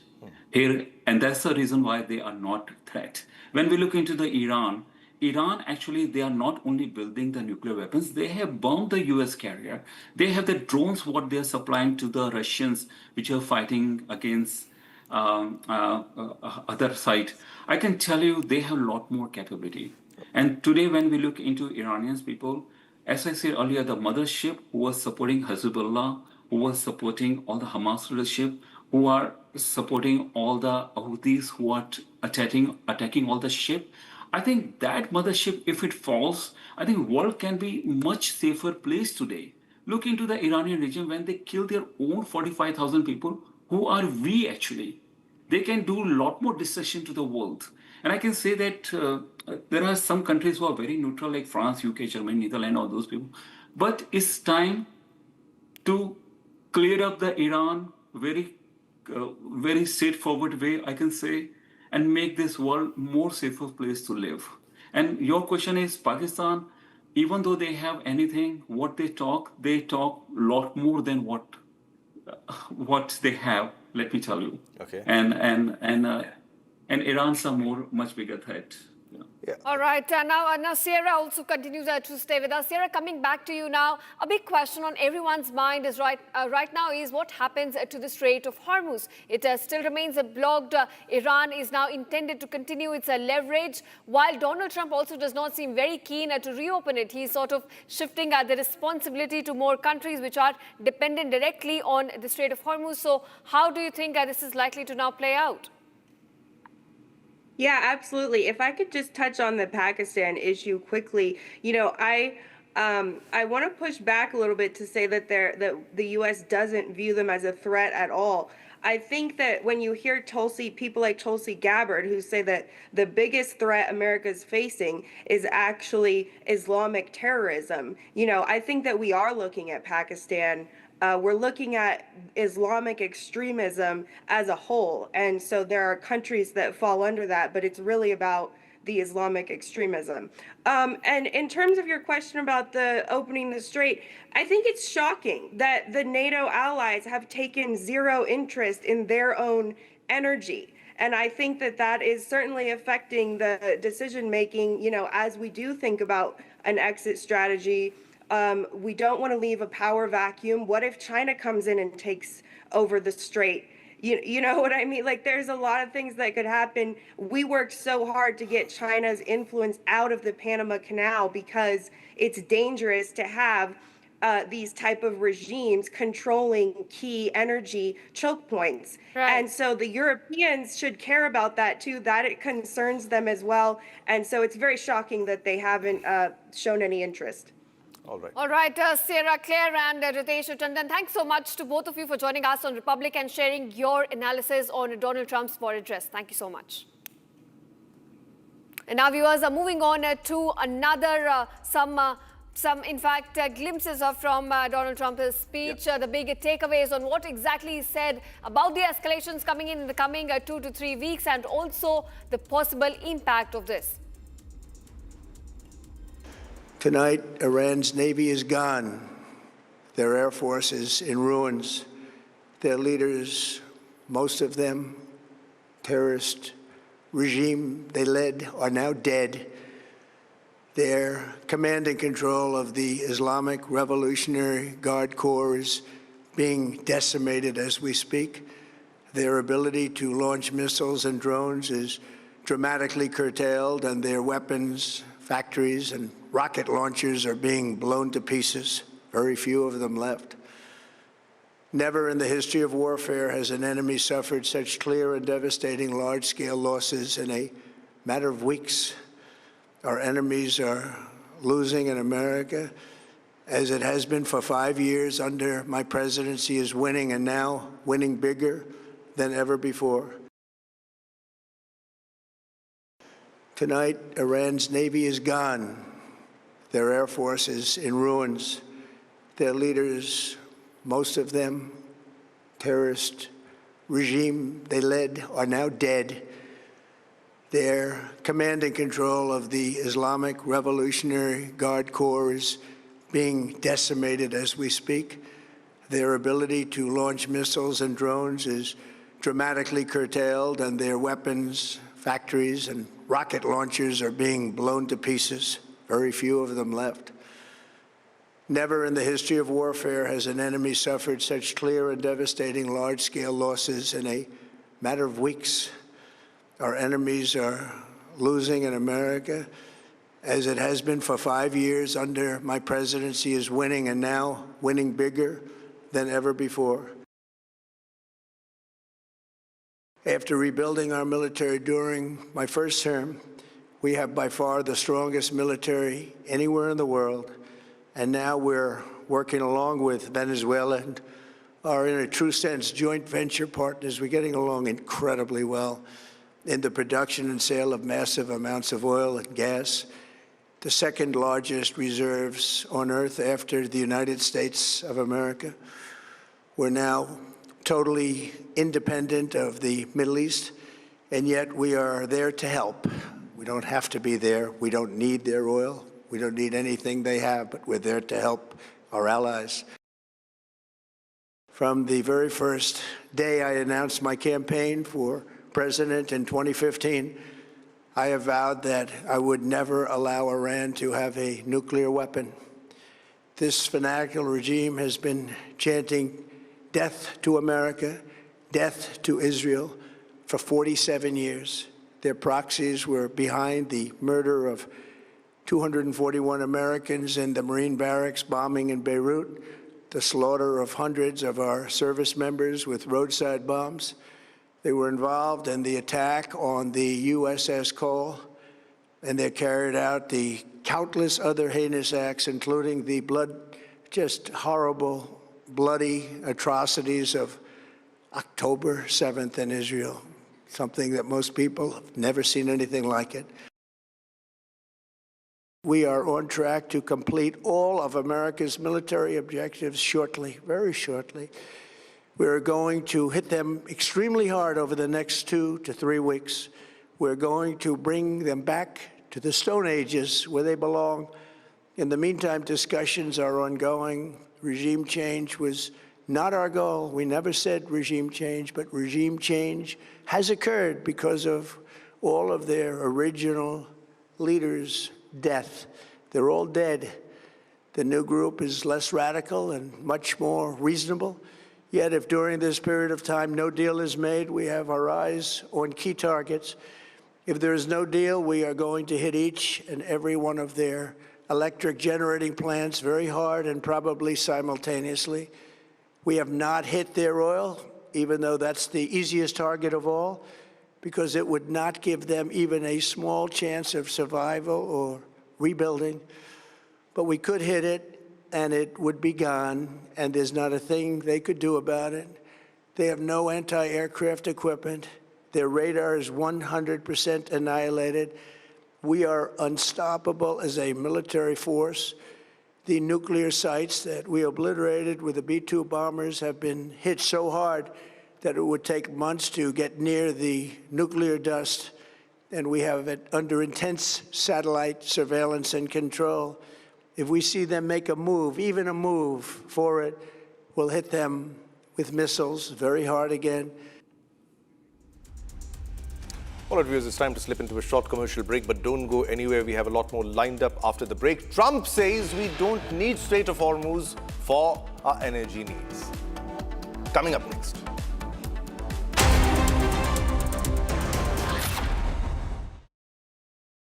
प्यास बुझाए ठंडक लाए सबको भाई जीरा Singh MDH का जलजीरा जीरा सिंह जीरा सिर्फ असली रिफ्रेशिंग, असली स्वाद, असली मजा।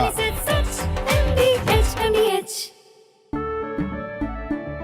केसरिया से मन जोगी हुआ रे, दिल झूमे देखो मतवारा हुआ रे, केसरिया से मन जोगी हुआ। हर पल मनाओ केसरी त्योहार।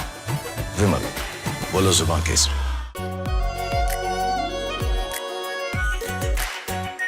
Are pure shahi paneer masala, delicious, healthy everyday. हमें धीरज के साथ, संयम के साथ, शांत मन से हर चुनौती का मुकाबला करना है। इसलिए मैं देशवासियों से भी कहूंगा कि हमें हर चुनौती के लिए तैयार रहना ही होगा। जैसा कि हम देख रहे हैं कि इस युद्ध को लेकर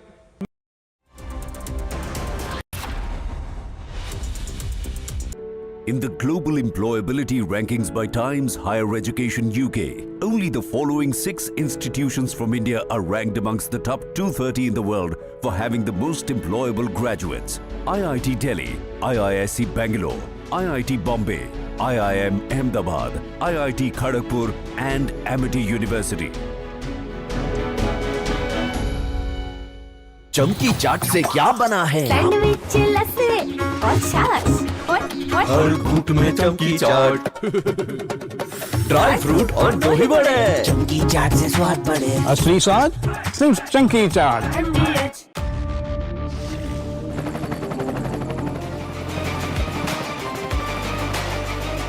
Character, the taste of success. R pure सूजी पास्ता उबालो मिलाओ और खाओ 8 मिनट में तैयार। क्या टेस्ट है सबका राजा आर प्योर मसाला।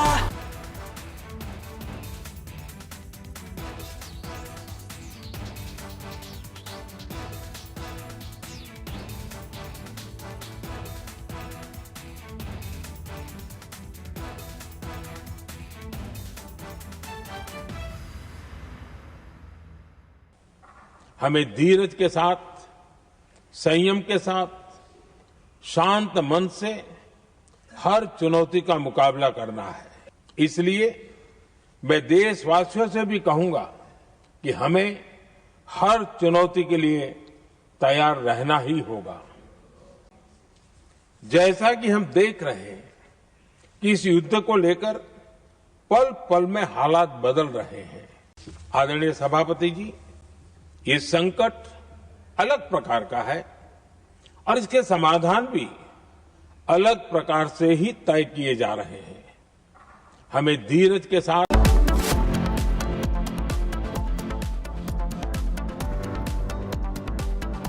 चमकी चाट से क्या बना है? आलू चाट या फ्रूट चाट, स्वाद बढ़ाए चमकी चाट। क्या बात है? स्वादिष्ट पकोड़े और बरसान, अरे चंकी चाट है इसकी जान। असली स्वाद सिर्फ चंकी चाट। केसरिया से मन जोगी हुआ रे, दिल झूमे देखो मतवारा हुआ रे। केसरिया से मन जोगी हुआ। हर पल मनाओ केसरी त्योहार। विमल, बोलो जुबान केसरी।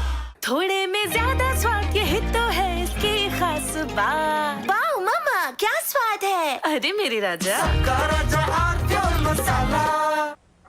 हमें धीरज के साथ, संयम के साथ, शांत मन से हर चुनौती का मुकाबला करना है। इसलिए मैं देशवासियों से भी कहूंगा कि हमें हर चुनौती के लिए तैयार रहना ही होगा। जैसा कि हम देख रहे हैं कि इस युद्ध को लेकर From Asia's largest news headquarters,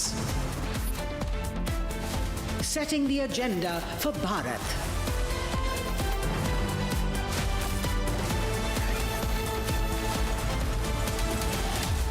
You're watching Republic.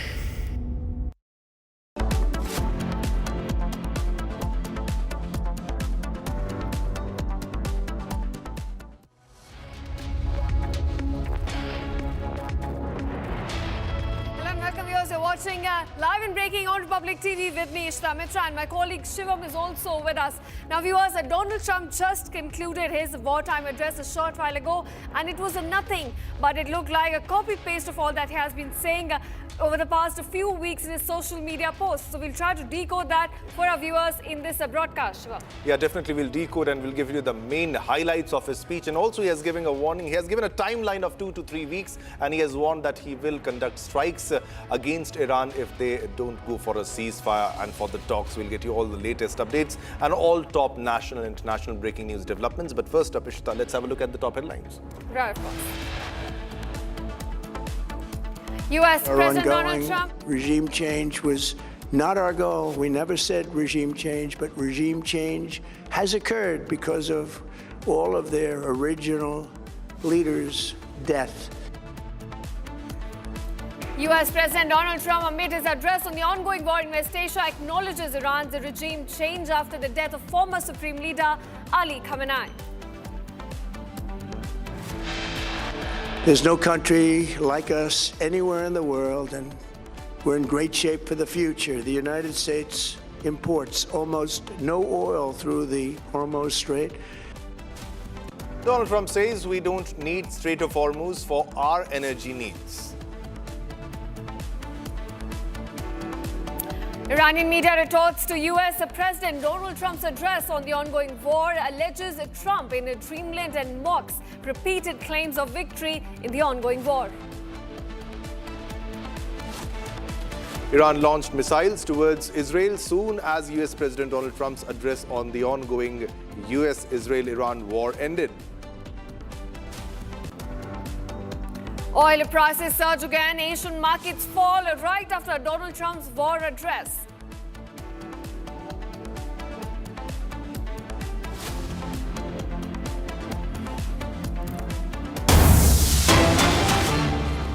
All right, viewers, our top focus at this hour at the poll-bound state of West Bengal. We're now looking at tensions escalating in Kalachak. West Bengal has 7 judicial officers, including a woman, are being held hostage by protesters over alleged mass deletions from the electoral rolls. Now, these protesters, reportedly the supporters of Trinamool Congress, are blocking the national highway, demanding the inclusion of deleted names. The situation began when responsible officers failed to respond to their complaints, and the Chief Electoral Officer's office, in fact, has now instructed the district magistrate as well as the Superintendent of Police to address the issue immediately.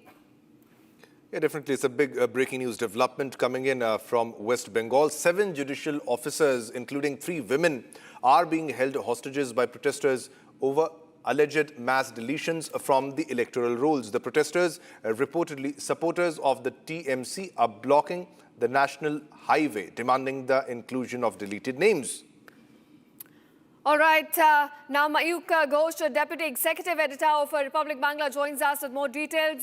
Mayuk, do tell us how exactly the situation got triggered and what is the situation with regard to these officers being held hostage by these protesters? Well, the national highway number 12, NH12, is still blocked. It's one of the crucial highways connecting North Bengal and South Bengal, and this highway ends in Chicken Snake. That's the Siliguri corridor. So it's one of the most crucial